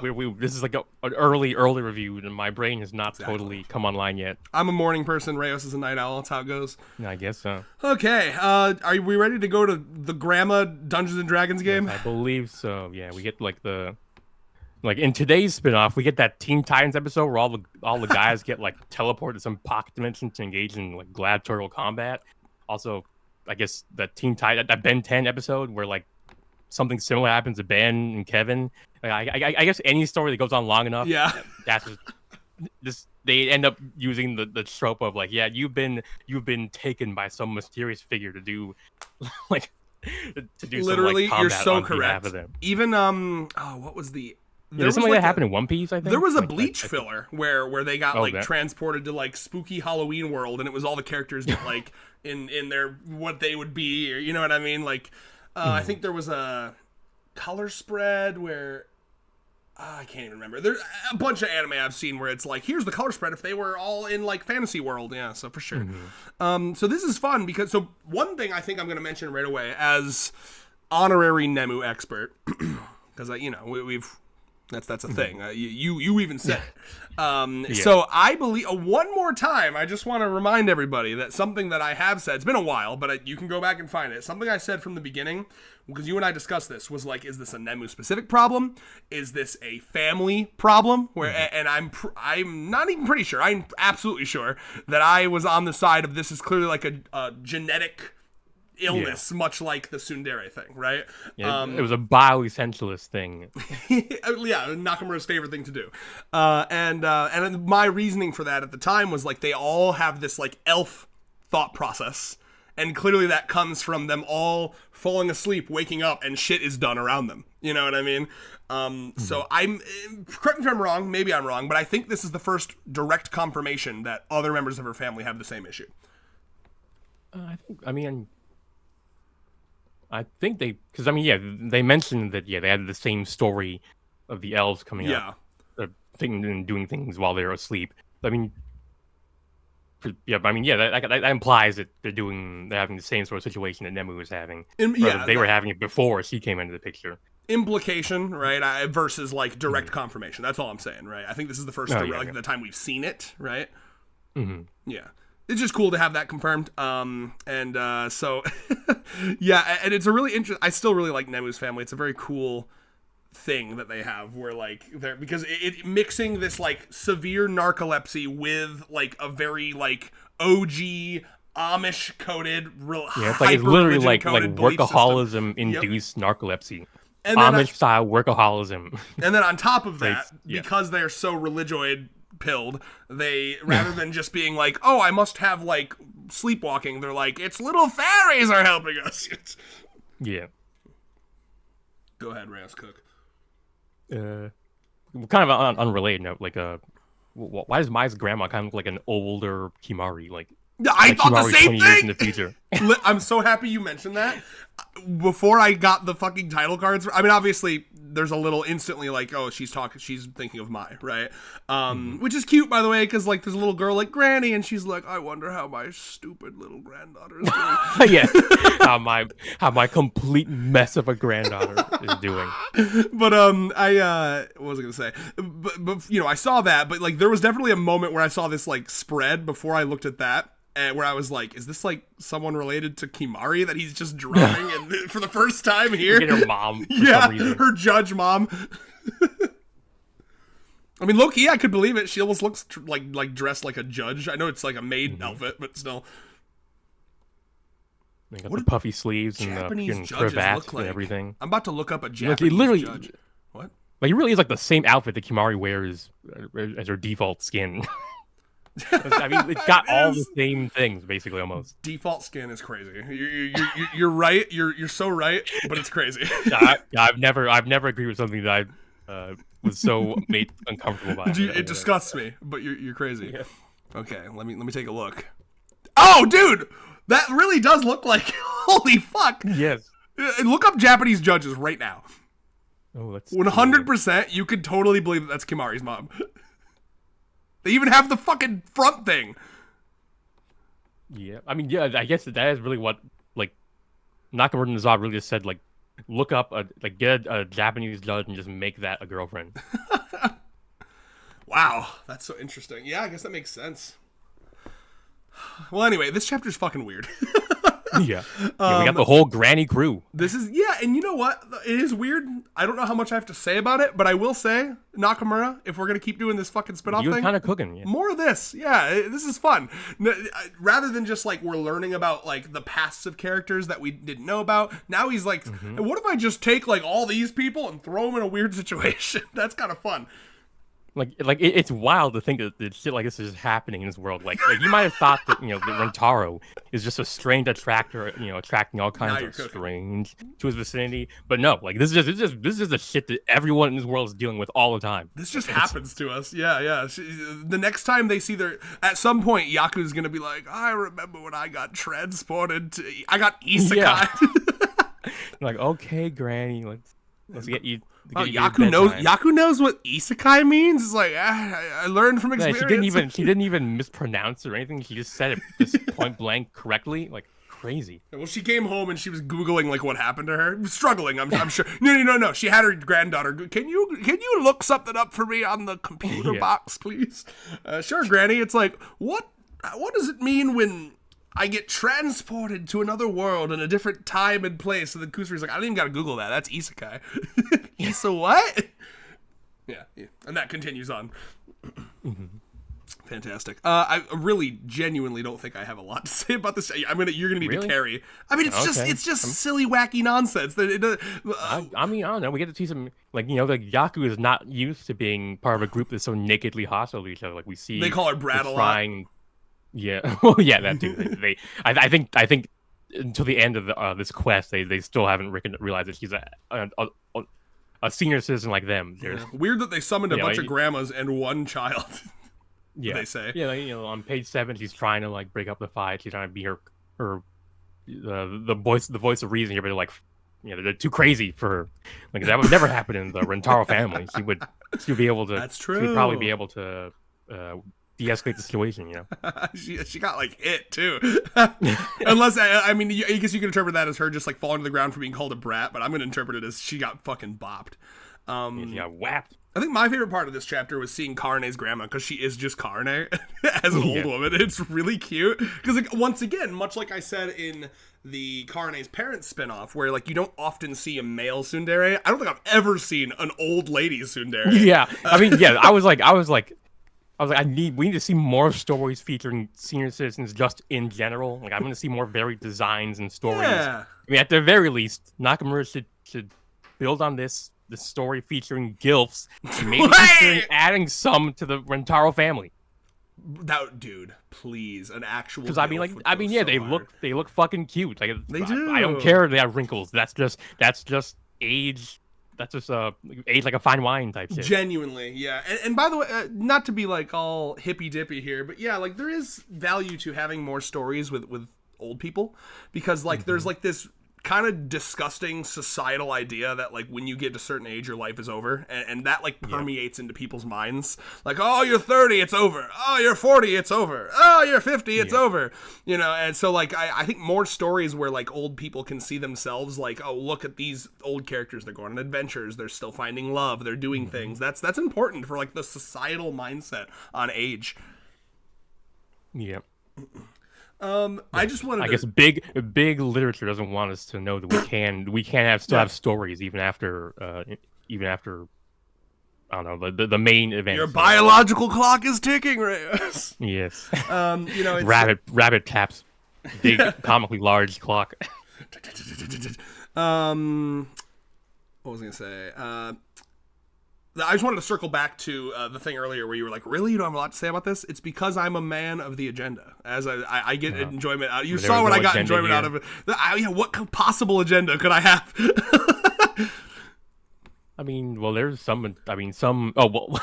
Okay, part of the reason that I was willing to review the chapter so early after reading it one time was because, you know, kind of unusual if I do when Backtracks did his live translation stream. Like normally I just show up for like 10 minutes, make some witty comment, and then fuck off. But yeah, this time I was there for like the majority of it, so I kind of knew what was the basic plot line and stuff. I see. And something that came up was like like you probably haven't heard of this, but there was like this kind of like crazy story where like a Japanese Yelp professor was like as a thought streamer, he was like, to deal with the aging population thing in Japan, like why don't we just have all the old people just voluntarily commit euthanasia, and that will solve all the issues? Like because they're obviously not trying. They're obviously the politicians and whatnot obviously have no interest in actually solving the issue. So why not just do something that crazy to sort of like knock people and actually think about? But then it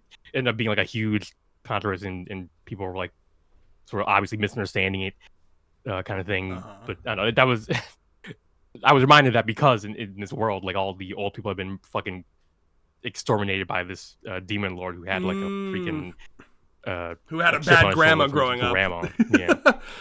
You know what? I do want to talk about that. Weird mental connection. I really like the flashback of this monster's grandma. I gotta see if I can. Yes. Which chapter or which page is that? Where he's thinking about his little demon lord grandma, and she's just got the little bonnet thing, like the old lady bonnet. Even a demon lord. It's like, God, ma, okay, grandma, don't be really now. Like, bro, really pulled like of course, all I really wanted was the touch of my like grandma's love type shit at the end of this, like right when he's dying, like a crazy amount of emotional work this demon lord was pulling at the end here. I know. Like, we're strict because we care. That's interesting, right? Like the because I've heard this "we're strict because we care" line a lot, and sometimes it's abused by people who are abusers. Yes. Sometimes it's like it's actually true. Other times it's like you're making excuses for your abuse. Oh yeah, like the last time I heard that line, I told this story before, but I had a hyper religioid friend who did like this post about how gay marriage is like not okay, and like he used this weird metaphor. I will never forget where he used this weird metaphor about like it's like trying to power a car with a liquid other than gasoline. It's not natural. And but a very weird metaphor. Yeah, the very natural thing known as like a car, the completely totally naturally occurring some real like look God's real cause bananas. But anyway, wow, why did I bring this up? What did he say? Oh yeah. He did the whole like God is like a strict parent who doesn't want you to cross the road because it'll hurt you, and like you get mad at him for telling you to look both ways. Or I was like, what the fuck? That's the last time I heard that kind of fucking metaphor was from him in like 2012. Damn. Yeah, I mean, these grandparents are nothing like that. They actually care about their grandchildren's futures, which is really some grade A grandparenting right there. You don't see it often. Oh yeah, one of my favorite like things that I see a lot in manga, and because usually these manga are written by younger folks, so it comes from a place of like being very sick of the older generation holding onto the world with a vice grip and not allowing us to take over. I see a recurring theme in a lot of manga of like the best old characters are written with the mentality of like, you know what, my time's done. We should let the younger generation take over, right? It's like a beautiful. It's almost like the idyllic way to write an old character is someone who knows that it's the world's not about them anymore. They can still live a happy life, but stop being mad when shit changes from what you grew up with, you know? Garp in One Piece is just like this, and it's extra cool when Oda does it because he started writing One Piece when he was 20, and now he's old, but he still writes old people in a way where it's like the good old people in his stories are like the types that are like, you know, I'm fighting for the next generation. It's not about me anymore, you know, and I think he feels that way too because he's got children, and I don't even know if he's got grandchildren. I'm sure he will one day. So I think that's really cool. Like, yeah, I'll get to show his grandchild. This is my stories I've been working on since I was like. There's my 20. life's work. Yes. Oh, one day he's gonna. I mean, because One Piece is probably gonna have like 130 volumes with how it's looking, and so he's gonna. It must be really trippy to like be able to fill like one big shelf with like there it is. There's my entire life right there, compounded, bounded by glue. But yeah, it's cool. It's cool to see these characters written like that. They're very like idyllic grandparents. I also really, I must say, Karane's grandma is the gilf for me. I would do anything for her. I would do anything for her. Who is a gilf for me amongst this group? Given your love for probably Kamari, either Mai's. Yep. Yeah, either Mai's grandma or actually Nemu. Nemu's. Yeah. We get her name actually. I need to stop calling her Nemu's grandma. I was already impressed that I remembered 36 girls' names. I don't know if I can commit these family. All their family members' names. But yeah, she's surprisingly cute in several. I mean that on page 17 where she's coming up with her fist ready to fucking engage this demon lord after getting her ass kicked. Let's see. Oh yeah, no, for real, yeah. I also like that she built them acid-proof shoes and then immediately passed out. This group was like freaking like the SWAT team over here. Like they were like on it. Oh yeah, so you got Karane's grandma who's like the physical force. Like no doubt she punches hard enough to crack concrete. You got the druggy wuggy medic. You got the like equipment person, I guess, with Nemu's. Maybe like a kind of a natural like leader in Mai's grandparent, and then I don't know. Who am I missing? Am I missing someone? You didn't mention Nemu, but I mean I guess you mentioned her at the beginning. Nemu's the equipment person. Oh well, then Matsuri's grandma is like the. That's who I missed. Yeah, what I don't know what her what's she bringing to the table here. I guess the cooking. Like, he was the one who you're right. In the beginning got them all together. You're right. The sustenance, fantastic. She was like I'm giving you the last bit of food that my granddaughter made for us because I believe we're gonna come back and gonna be able to enjoy her food for many more years to come. So I'm not even worried about giving it up. That's so good. I also I really like when Yaku is looking at them and she's like, "Oh, it's just like those three talking." It was literally them.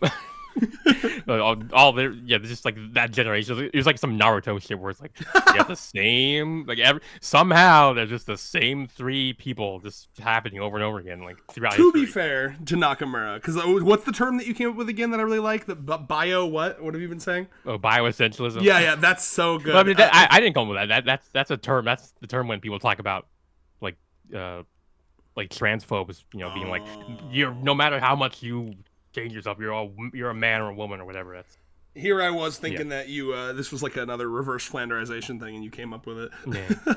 No, it makes sense. It's a good term. I will say though, I got to give Nakamura credit. We just happen to be looking at the groups that are like that. We already know that like Rin's dad is like very different from Rin, so I hope to see more parents like that. I know he has like some deep you had your little past about where you had to pretend that. You can keep going. I didn't mean to cut you off. Oh yeah. Some deep past where he had his obsession, but then he had to get rid of it because it was unbecoming of a high status person or whatever. But anyway, which would be interesting. But I'm desperate to not have all of these parents carbon copies of their the actual then that would be this straight Naruto flow where it's every generation is just the same three people over and over again. Please no, God, that really was an issue. But pretty fun chapter. Once again, it's nice of Nakamura to give us these to get us through the just traumatic break we're going through right now. Do we have any idea? Traumatic. Oh, it is, bro. This was Okay. supposed to be. I'm being funny. I hope you know that. Yeah, I know. I'm being, I guess, funny as well. That I'm okay? playing the role of the guy who's not giving you an inch. I guess. I don't know. Yeah. That okay. Fucking it reeked of like disdain. You're like, you disgust me. But I really do hope that we're coming up on the end of it. Yes, I would appreciate it if Miss Nozawa comes out of maternity leave. Like, yeah, I used it to make up even more insane girlfriend designs. Like I realized that all the GF designs I made so far were shit compared to what I'm coming up with now. Like, that'd be crazy. Yeah. Dude, literally. What a great segue into discussing the motherfucking. I still have some more things to say about this chapter. Oh, feel free. I was just trying to segue naturally, but yeah, feel free. Yeah, I mean, there's some stuff about like I'm never gonna fucking live it down. Where like the Nemui family really is a hard counter to any sleep related events. Like yeah, just again and again that those words come back to haunt me. Which page? Sorry, I took my headphones off let's briefly see, because I heard a weird noise in my house. Which page are we on? Nope, a ghost. But yeah, literally. Around 11. Let me see. 11. All right, let me see this. Yeah. Where they talk about like I think they just talk about it. They're like they're like, well, what about Neru brushing off that sleep cell that fucked all us, all at once. Oh my god, yes, bro. Like think about it. Like they probably like literally put all of the whole group to sleep, but of course her being asleep would just make her more powerful. And she pulled a fucking like Rock Lee taking the drunk alcohol. So good. Yeah, man. I mean, sleep related events. I listen, I really tapped into Nakamura's flow there. I was like, he likes making all of these girlfriends like superhero light. You know what I mean? Yes. They're not literally superheroes, but they all have like I really like that type of writing where it's like they don't literally have superpowers, but they're so obsessed with their one thing, that it's as if they kind of do. Good shit. And then we get like, literally the next page, like, what is the House of the Mouse? Like is Nakamura being based in anti-Disney World over here? Like that looks like the fucking. Oh my god! Yeah, look at the flags. Yeah. Crazy. That's interesting. Yeah, I wonder if that was like a pre-drawn castle, like some asset he just it used. definitely looks like an asset. Like, yeah. I don't think Nakamura was drawing this whole thing freehand or whatever. Yeah. Wow. But yeah. Then the infiltration, very good from Mai's grandma. Like again, like these are the maid SWAT is so teams. funny. Yeah. Oh my god, you're amazing. Yeah, I guess everyone, even demons, need maids. Oh yeah, especially demons. It's probably disgusting. Yeah. But yeah, they were so good that I was actually kind of surprised when they got their asses handed to them by demon lords. Like, I mean, I guess I shouldn't be surprised because they are senior citizens. But yeah, they're just so on top of it the whole time that I really thought they were gonna just like one shot this guy. This is a moment I like where I even if it's just one page, I'm a big fan of little moments that make things feel a little bit more challenging, right? Like I think it would have been so easy to just speed run this and have like, and then they beat them. Goodbye. You know what I mean? Yeah. There's like the real meat of this story was just them coming together and making their own little friend group. But no, we did multiple things. Yes. What I like about, how do I put this? Like, there are a series where you can tell, I have to assume that, like, I have a fancy word in my head, and I don't know if it's real, so you can tell me. Okay, first, let's describe the definition of the thing, and let's see if we... Tell me, what does minutia mean? Minutia means, like, the little details that might be missed if you're not really paying attention to them. Okay, that's not what I'm thinking of then. I'm trying to think of a word that means, like... the natural flow of something, like without the way that it would just go without like putting the brakes on and trying to redirect it or revert it. Like the natural entropy of something, or like in that regard, right? Because like I don't think there's a word for that, but yeah, I do get what you're saying. Come up with one. But the normal the narrative entropy that most of these stories go through would suggest. I mean, that's a way to say it. Yeah, because when one is writing, it can be easy to like when I write, I have bullet points in my head of scenes I want to get to. And it would be really easy to just like get to those scenes and feel like it's jumping around, but Yeah. like a tempered writer knows that like you should let it play out and flow.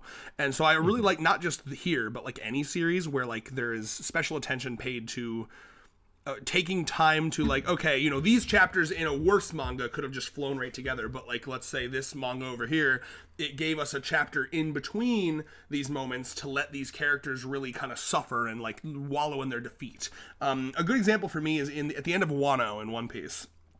There was my issue with Wano was that there was not a lot of narrative tension. Like from the beginning, the heroes were kind of like stomping, and it never felt like a challenge. And there's one chapter at the very end where Kaido actually does like temporarily kill Luffy, like literally, like Luffy's like his heart stops. This is what leads into him going Gear 5th. That like activates it.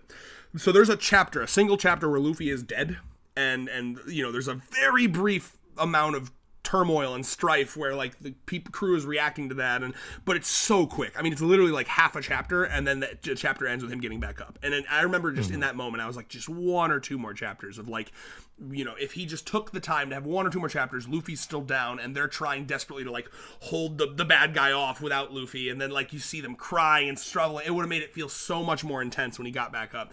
Little things like that. So like this is the fact. Yeah, it's funny. They actually kind of did that in Day Live of all things, where they literally have like all the characters get fucking murdered, and it's only because one of the characters happens to have time travel powers that the situation is saved at all. But yeah, I mean, yeah, it's a whole book because it's a light novel series, like 22 light novels, and that whole book is just about all of our girls that we've met along the story dying one by one to the main bad guy. That's awesome. Yeah, it's literally just to control Z it at the end, but still, I mean, it's the journey, right? Not the destination. Yeah.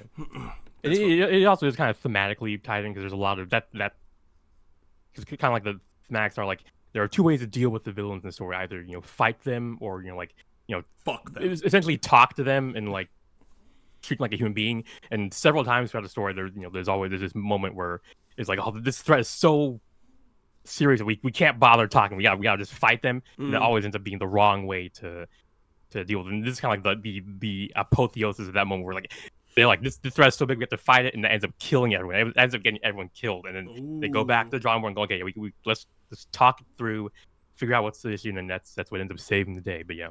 Oh, okay. Yeah, you gotta. We still have to. Day Live is surprisingly I don't know, like thematically rich story. Like it starts out as some seemingly goofy, silly harem story of like the early 2010s, but yeah, it ends up being like really good. I mean, I guess that's what happens when the writer spends like 10 years putting it together before they ever even publish the first book. I love when things can surpass expectations of what it is like that. All right. Are we good to discuss the next GF hint, or still more over here? Let me. I think I have one more thing. Oh yeah. I mean, it's interesting that like it's essentially kind of building off what you're saying, where it's like there's like a whole subplot basically of this demon lord having his grandma issues. Where like we start out just hearing about like as seemingly as a throwaway gag to make the plot of this chapter work, where it's like they've killed all the old people in this world, and they're like Kamare's grandma was like at least try to make it make sense. But yeah, it actually turns out that there was some deep like I said, some deep emotional work going on there. Oh yeah. And he's about to fucking travel between. He's like, "Oh, you coming here has proven to me that travel between dimensions is possible." Which, by the way, is lore in this world because Nano does it, right? Yeah. And so he's like, "I'm gonna go to your world." We're gonna get some fucking we're literally building up some fucking Marvel style multiverse bullshit. Dude, the fucking 100 Girlfriends cinematic universe will be unparalleled, unrivaled. Yep. I hope. It'll never happen. But like the day that I'm sitting at a Fathom Events theater event for the 100 Girlfriends movie, please. Stranger things have happened. Imagine a movie with 100 main characters. Like it's like at the end, and it'd have to be like a 5-hour movie to even have a chance. Yeah. to like give everyone a moment. Guys, if there's ever a 100 Girlfriends movie, you all have to come. We all have to come see it together. The whole Discord server. Yeah. We gotta get plane tickets, fly to the same place. Yeah, and if we're by then, the straight up horror movies will have opened up. Hey, yeah, exactly. and then if there's too many people for the theater, we can all sit in each other's laps. Ooh, yeah, exactly. We'll pair off. All right. Yeah. Okay, let's talk about it, guys. It has been 84 years since Kogoe. Literally, yeah. And here we are. Crazy. Almost basically half a year in literal time. But yeah, in The my human mind. in my feeling time, yeah, it's been 84 years. The human body was not designed to withstand this much of a girlfriend drought, okay? And this much teasing, this much edging. I've been fucking living. The 100 new girlfriend every 10 chapters has been what's been getting me through Trump term 2, okay? You can't do this to me. Yeah. So, disrupting public morals. Yeah, now, I'm sure, like, yeah, new GF. And interesting that she's disrupting public morals, like, just 3 GFs after Kimari. Like, I wonder if there's any oh, connection. shit. The Kimari and this girl, they're going to have a fucking stare-off, dude. Okay, let's talk about it, right? So, as the number one skater girl... Yeah, I was literally thinking, like, yeah, Red's gonna... And I see it tying in, because that's very disrupting of Japanese public morals. Yes, so and by the way, if this is a skater girl, like low key... Before she's just doing, like, ice skating. Well, it's funny you mentioned that. Sakura in our Discord actually made an ice skating girl OC for the series. I think we shouted it out a couple videos ago. But I will say this, and with zero irony, if this does end up being a skater girl, no irony anymore. He watches her videos because, like, we know how, like, the process of making manga, it takes a long time, right? We started yapping about the skater girl, like, I don't know, 4 months ago. That would be around the time needed to implement it into the manga. I'm just saying. Yes. So now I'm trying to figure out a way to make a 30 to 40-year-old woman be disruptive. We don't need to combine them into one. You'll get your 30 to 40-year-old later. Well, no, I'm trying to say instead that I'm getting mine. You were saying a 30 to 40-year-old skater girl. No. That'd be epic, though, actually. Yeah, that would be, yes. He's like, I never gave up that streak. You know, you know what they say about not getting old? Don't let the old in. You know what I mean? Like she's we just saw that. That's basically what we saw with this whole chapter. Mm-hmm. So anyway, skater girl is I didn't really got any like actual predictions other than this goofy shit. Like, I'm once again requesting. Yeah. Just keep saying it until it happens, Reyes. Yep. Okay, well, here's what I'll say. Skater girl is one option.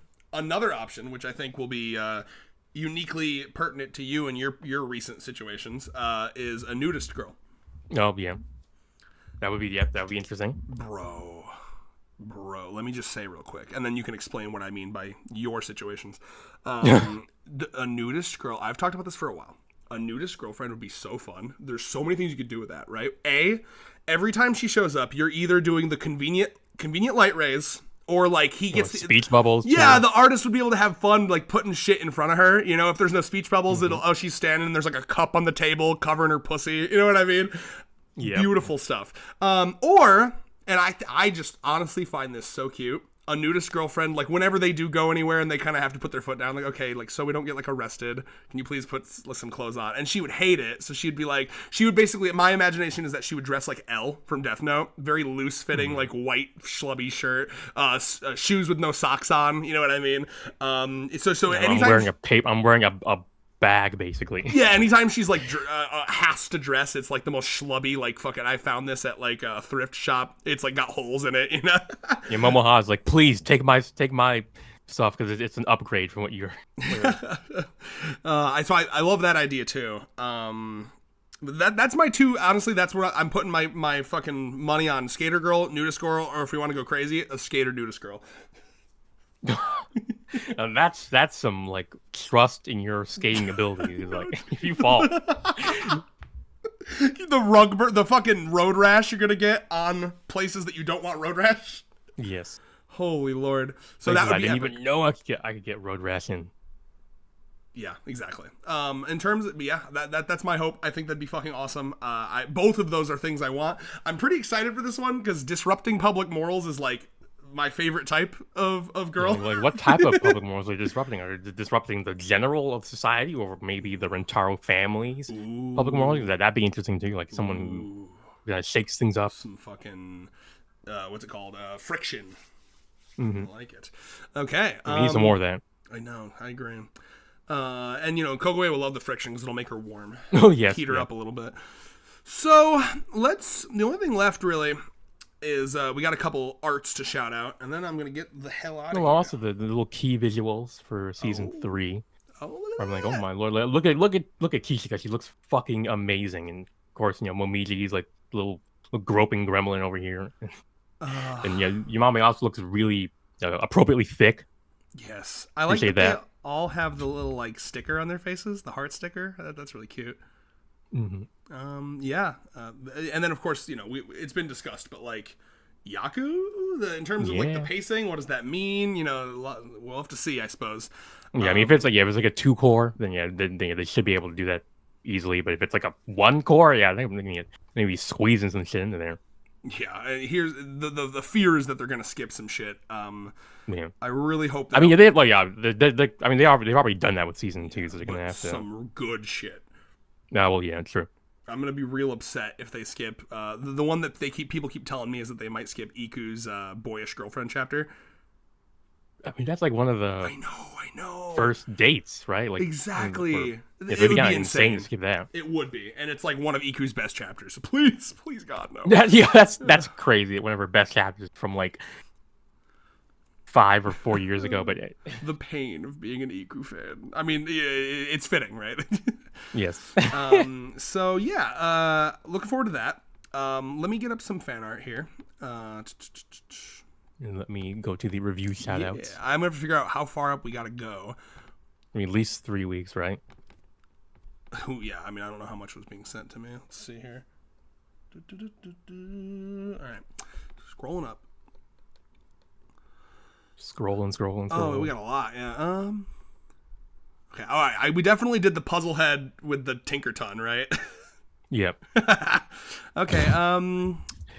We got some cool OCs from Evelyn. I don't remember if we showed these off, so I'll just quickly run through them. I love this Moon one. I can't remember if she titled it like Moon Witch. Very, very cool. I mean, just cool design. I love the hat.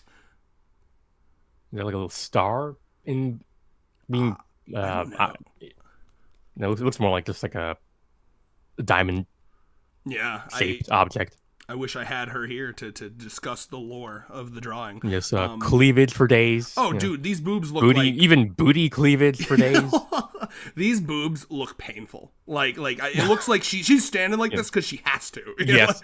like the moon's gravity pulling the ocean. Indeed, those things are affecting the tides. This is just super cute. I'm trying to remember if I remember the lore of this. I think she's like. This might be her dragon girl, because I see that she's like smoke is coming out of her face, her eyes, Jesus Christ, her mouth. But my favorite part about this is the subtle underboob to abs region. Mm-hmm. The perfect level of, I think I remember what I said about this when I first saw it, is it's the perfect level of like muscly for me, because like I don't find like bodybuilder bodies attractive, but whatever this is like perfect. Is that like the weirdest form of pubic hair? Oh, that's what Evelyn does. Yeah, so Evelyn is, that's like one of Evelyn's favorite things is to draw like weird symbols in the veins or the pubic hair. It was one of the first things that I noted about their artwork. Like Rentero's cock always has a heart-shaped vein pattern. Literally, it's like a fucking like a trademark of hers. Yeah. Some varicose veins type shit, but yeah. Yeah, speaking of Rentero, finally the girls allowed, or the girls, I think the way that Evelyn sold this one to me was this is the girls dressing him up, like giving him an outfit. Even that JoJo's style, like female JoJo's style. This does look like a stand user. The stand user could be any one of us. It's really cute. Rentaro is he's what's the word he's giving cunt or what? I don't remember. Oh no, you're serving right. Cunt. He's also giving cunt, but serving is a fancier way to say that. Big fan of the little faces in the corner, right? Like Shizuka's losing her fucking mind. Yeah, I can only imagine what TTS he is letting out at this point. Fuck. Yeah. Like, oh, I see that Circlet Love Story has has sex scenes in it as well. Yeah, of course, obviously. I also like she's using her little phone to cover her mouth, but I'm choosing to believe that she's also like secretly taking a little picture. I mean, she could do that if you wanted to. In the bank, be sneaking some pics. And we got a fat ass. I'm not sure who's this supposed to be. These are also from so long ago. I don't remember the lore behind these pictures, but I mean that's a dumpy. That's such a dumpy that it almost looks like she shit herself. my diaper. Yeah, we get to do the Kiri style, like taking care of them. You know what this reminds me of is that have you seen that GIF from Boondocks where the guy slaps the woman's ass and it jiggles for like a minute? What? Have you not? Oh, I'm sending that. Yeah. I gotta see if I can find that shit. Boondocks ass slap. I mean, it literally is this level of ass. Oh my lord. Yeah. Oh, did you find it? I think I have seen this. The woman in like the purple blue thing. Yes. Wild shit was going on. Oh my god, the face he story. makes. I'm sending that so I can show it on the fucking stream. The face that the grandpa makes at the end is so good. I mean, can you blame him? Granddad knows. I mean, he knows what we all like. Yeah, And that you Huey's could being do a that. fucking hater, like always. That is the type Hating ass Huey. Literally, bro, he really is, man. Everyone was so excited about Obama being president, and he was like, I don't know, he seems like a normal. I think he's just a liberal plant who's just going to like. He's just gonna set us up for fucking Donald Trump or put Huey. There's no fucking way Donald Trump. He's just a TV show guy like that. Wah, wah, wah. Bernardo sent us some good ones here. I'm not sure what this is supposed to be referenced to. I am the bone of my sword. That's fucking epic. Yeah, Rentaro was being the hero of justice from of Fate.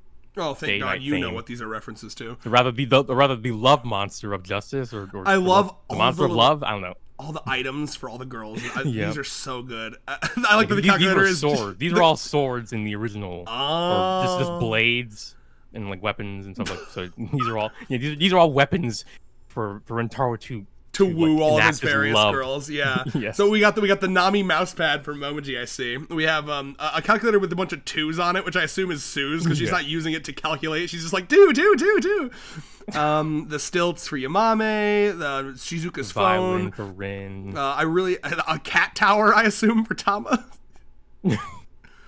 Which is epic. American flag, God bless. Yeah, it's like standing there like on the moon. Wow, that's good stuff. All right. I mean, it almost looks like his girlfriends have died, but yeah, that's. Oh God, that's a good point. Dude, and if that's the case, this like swirling in the sky is because Rentro's anger at that has like caused the universe to collapse. Oh my God, the sun is exploding. More day to life jokes. He is inverted and he has become a like demon version of himself. But yeah. Literally, that would happen. I fear for the world and every bit of life, from the blue whales to microbial life, if that ever happens. All right, moving on. Another fucking gorgeous one. Bernardo has realized that his strength are these like rule of thirds fucking like portrait shots. Yeah, because it really like, there's a reason. There's a reason people it's called the rule of thirds because it's like easy mode for making beautiful compositions. Oh my God, it really is, man. All these are such fucking desktop backgrounds, like just waiting to fucking happen. I need to get my man. I need to pay my man to make an Iku one. Wait, aren't these the second, or I guess the third set of images? Haven't we already seen those? I mean, I don't mind seeing I them don't again. remember. I'm just kind of if so, we'll go through here. Oh, the fucking Eru one is cool. I'm trying to see if whoa, we've seen. Yeah, it's possible. He just sent like a big group of them before we were gonna film. Yeah, I gotta make sure we know who they are. Well, okay, I do not recognize the Eru one. Maybe it's. Let's talk about that one. Maybe it's a Jujutsu Kaisen. Yeah, that is fucking. It's probably. It's gotta be Jujutsu Kaisen. That is the coolest fucking shit. It's funny. If I had a nickel for everyone who's drawn Eru where her fucking twin tails have mouths on them, I'd have 2 nickels. Yeah. Evelyn did a really cool one with the snakes. You remember that one? Mm-hmm. Genuinely one of Evelyn's best, and this is super cool. Eru, again, it's so funny. Eru really was, at least for me, such a controversial figure when she first showed up, but now she's like, I feel like she's becoming like a fandom darling almost. Yeah, kind of, yeah. Well, it's kind of like the squeaky wheel gets the oil mechanic dynamic. I mean, right? maybe it's also because she's got that Miku style to her. He's blue. She's got twin tails. I mean, all she needs now is like sing, and then she basically be the Miku XP of the series. Yeah, honestly. And then, yeah, maybe we did see these. I can't remember, because here's for Rentaro's birthday, obviously, from Fishy Steel, with all of the kisses and stuff. But either way, we'll just run through them real quick. Oh, I remember that. Yeah, all my friends, and it's all the little Discord. That's so cute. We're in this. Or is this... I actually don't know what this is supposed to... Is this like his Twitter followers? I think it was. Yeah, I remember. Okay, I remember. Yeah. Fishy Stool hit... Fishy Stool? That is an unfortunate... Oh, my Lord. Fishy Steel hit... It's a string of poop. That's in the water. I was imagining a poop that smelled fishy, which is like the worst possible. Oh my God. So sorry. Diabolical mechanism. I think this was... I don't remember how many followers he hit. I think he hit like 100 or something, or he hit an amount of followers basically, and then this was like... Apparently, he got a lot of Sue followers. There's like 3 different Sue icons in this picture at least. I mean, Sue's just got a phenomenal face for... Yeah, I mean, Sue is kind of... she's either aura farming or just aura, like... Or just... Whatever the opposite of farming is. Aura lacking, aura slacking? Yeah. Yes. Or assaulting the fields so that you think there's no way for any aura to be farmed in this land ever again, but somehow she does it. Yeah, we out here petrifying the aura. I mean, one of them looks like he's like got like a ball gag or something. Hey, yo. I mean, I think that's Sue, right? It's got the hair color and the eyes. Sue right? with a ball gag. Let me find this. Where is this? Like right beneath. Oh my God! Yeah, let me zoom in on that. What and then next to her is Sue looking down on us like. Oh no! That's not even a number. I know what that is. That's the color page where they're all like swimming underwater. Oh. She's got like a scuba it's thing not a on ball gag. It's a life-giving oxygen tube. Yeah. Okay. And then so now we're getting to what was going to be part of the Ira one, because we have a phenomenal ass. It's almost as Jesus Christ. Yeah, dude, Evelyn fucking God worked through Evelyn's hand. Not to take it away from Evelyn here, but this is clearly divine. This is clearly a deity was involved. Work on that shit, Hiro. Like, it would be like an earthquake if she did. So. Oh, I know. And the reason I was really happy to have this one as part, because this almost feels like the chapter 2.0 experience. Like this is actually just an alternate angle of Ira from the chapter we just read. This is canon as far as I'm there was a moment where she, instead of falling down on her knees, she fell down. Like she dropped down. She clapped it. She spread her knees, yeah. This is actually directly after the chapter ends, where they're kissing and the dad's pretending to be passed out, where she's like, well, my dad's passed out. Should I keep being passed out? Because this is getting a little out of hand. His eyes are closed, he's looking to the side, and he starts hearing the fucking, like... like the floorboards start, like the creaky floorboards start going on. He's like, fuck. It's like, I gotta crawl away somehow. I gotta get out of this room. He starts hearing his daughter moan. He's like, oh, God, I gotta get out of here. Ah! Like, ghost, come back, please, possess me. Fucking epic. Evelyn, thank you. Will and have jerk to that. And then just from today, another... I don't know if this is probably an OC again. The boobs... honestly, the main... Good. It looks like that girl from My Hero Academia who had you're right. Well, that too, I guess. who initially, when we first meet her, she's been impersonated by that blood girl who her quirk is that if you drink someone's blood, she takes on their appearance. I know exactly who you're talking about. You are right. It does look like that. The main things that always stand out to me about Evelyn pieces are, one, the eyes are always cool. She always does either a really cool color or like a really neat design on the eyes. But then just the other thing that stood out for me is the size of the boobs on this one is just unreal. The size of the hips. Like actually bigger than her head. Yeah. And then the GI one, which she messaged me is and was insane. Like, I mean, if you was worried about demonetization with the Aira one, I think this is the one that was. I mean, she's naked, isn't she? She is. Well, she DM'd me and asked like if this was okay for YouTube, and I'm pretty sure it is. No nips, no hole. I mean, I think that's the rule. Just ass, and like it's also kind of beautiful and like objectively artistic, right? Mm-hmm. And she's doing the classic Japanese dogeza. Yes, yes. Not sure why, but yeah. You know, I don't know. This one, it almost makes me a little emotional. Like this, it makes me believe that one day we're gonna have like a deep emotional backstory for GI and why she is the way she is. I also get like, you know, there's obviously like Christian angel, fallen angel imagery here. You know, one of the things Evelyn said to me about this piece was like, you know, GI is the most like obviously Christian character in the whole series, given all the imagery.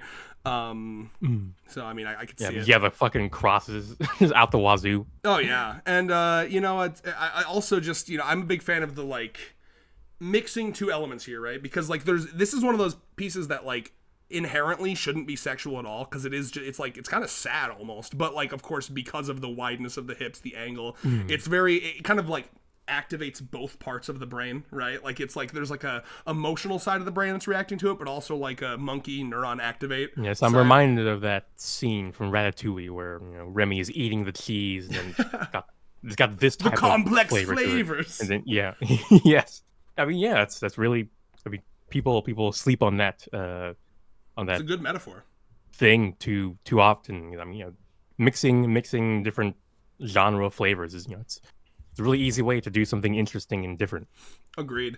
I brought it up before, but like one of my favorite pieces of writing advice is from Alex Hirsch, the guy who did Gravity Falls, and they were asking him at a panel about like how he wrote Bill Cipher and Ford's relationship, and his answer was basically like the same way I'd write any other toxic relationship, right? There's no different magical sauce for that. It's basically just, what do I know about toxic relationships, and apply that to, it was surprisingly similar to writing a relationship between a trillion-year-old god and a mad scientist, right? And then he said something that's literally like the secret sauce. Like it really separates artists who get it from artists that don't. Like we're all, I don't know, like the same, how to phrase, like all of, I don't know, like all of our emotional relationships and experiences are, you know, this from the same small palette of colors. But you know, even though like our eyes only see like red, green, and blue, we can still make like literally a million, like hundreds of millions of different colors. They're all distinct and unique to each other, and that's kind of what our emotional things are like. And if you can discover those smaller, like the, you know, what's the word, like the fundamental sets of emotional colors, and then you can start. I mean, you can realize that, you know, any you can do what Alex Hirsch did and realize that a million-year-old god with some normal age human, that's just a toxic relationship. Yeah. And so what he ended up, the way he finished that statement was like, good writing comes, or good stories come from a familiar concept in an unfamiliar setting. Yeah. Really, really, really. I mean, like, you can apply it to almost anything, right? Like 100 girlfriends, familiar concept, a relationship, unfamiliar setting, 100 of them. You know what I mean? Yeah. Like polyamory. Yeah. So it's I genuinely, like, I think about that a lot when I'm writing. It's a piece of advice. Same idea comes up a lot in music, where it's like, like the number one thing you need to do with music is make it different enough that it has interest, but not so different it's unintelligible. And similar, I've heard similar things basically all types of art. It's like it's that finding that balance between familiar and different. Agreed. Well, that was I think this was one of the perfect primo Chaos Squared reviews. It had everything I like in our reviews. It had silly, it had goofy, it had horny, it had deep philosophical talk, it had science talk, it had sucking. Perhaps what we needed was a break, I guess. I felt like I did, so I'm happy that we had one. But honestly, bro, the skater/nudist girl is gonna bring me right back into it. I'm so ready. I'm already emotionally locked just in. like Nozawa went on maternity leave, we went on hiatus leave. I don't know. Yeah, and if it's not a skater or a nudist girl, I'm gonna be very disappointed and mad, and I'm gonna be mad that my headcanon wasn't real. I'm kidding. I'm making fun of people like that. Yeah, if it's not a skater girlfriend, I ain't going. If it's not a girl in her mid 30s to 40s with a child or two, Reyes is dropping the series. You heard it here first. Sarcasm. Dropping it from orbit. All right. Well, is that it? Are we donezo? Let's see. Are we done in rings? Yeah, I think so. All right. Fantastic. I mean, the only other thing to mention is that I may not be able to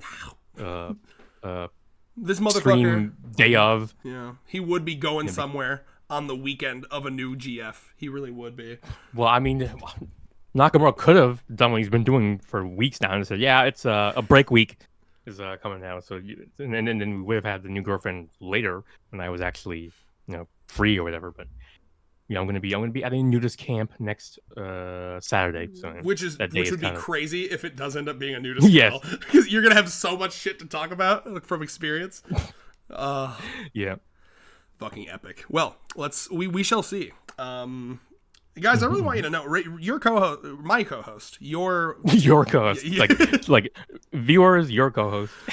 My co-host Reyes really does put in the effort he doesn't just study sex. He lives, eats, breathes sex now. He's ascended. Okay. Okay. I'm unfortunately I have not gone to that level. It's pretty cool though. I mean, like I love it. You talk the talk, you walk the walk.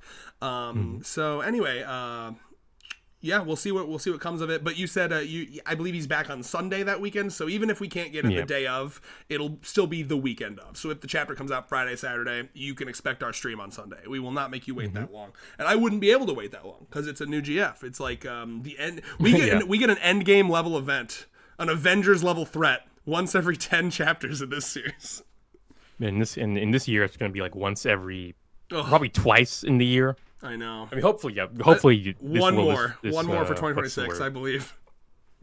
Yeah, hopefully this marks, kind of a return to more regular mainline chapters. Yeah, I'm hoping if that were the case, then we would get probably 2 girlfriends this year, right? I mean, 2 in addition to the one we're going to get next. Yeah. So three across the year. My guess would be, I think she maybe has like at least a month. We Googled it at one point what normal maternity leave was. Should I Google it again? We can do a little math I actually here. Do not remember. Hold on a sec. Maternity leave in Japan. Why must phone not work? Maternity leave in Japan. I guess the motherfucker has to type. Maternity leave. Okay, apparently it's 6 weeks before due date, 8 weeks after birth. So what is that? 2 months? Yeah. So I mean, we gotta be. So I mean, at this point, Nozawa's she's taking being advantage lazy. of that maternity leave. This is why we can't have maternity leave. We gotta be ultra capitalist and just pop that baby out in the assembly line. And think of the fans, okay? Selfish. Yeah, right. Some of us, that's the only thing keeping us hanging on. Yeah. Fantastic. Well, I'm looking forward to it. I mean, with a hint like this has to be an interesting GF reveal chapter, I have to imagine. Yes, I do want to see some public morals get disrupted. Always down for that. Me too. Kimari's going to love it. And hate it. Yeah, we'll get to see how much he's grown in the 4 GFs that have transpired since he came here. Well, all right. I guess that is it. I'll see you later, Mr. Reyes. See ya. Bye.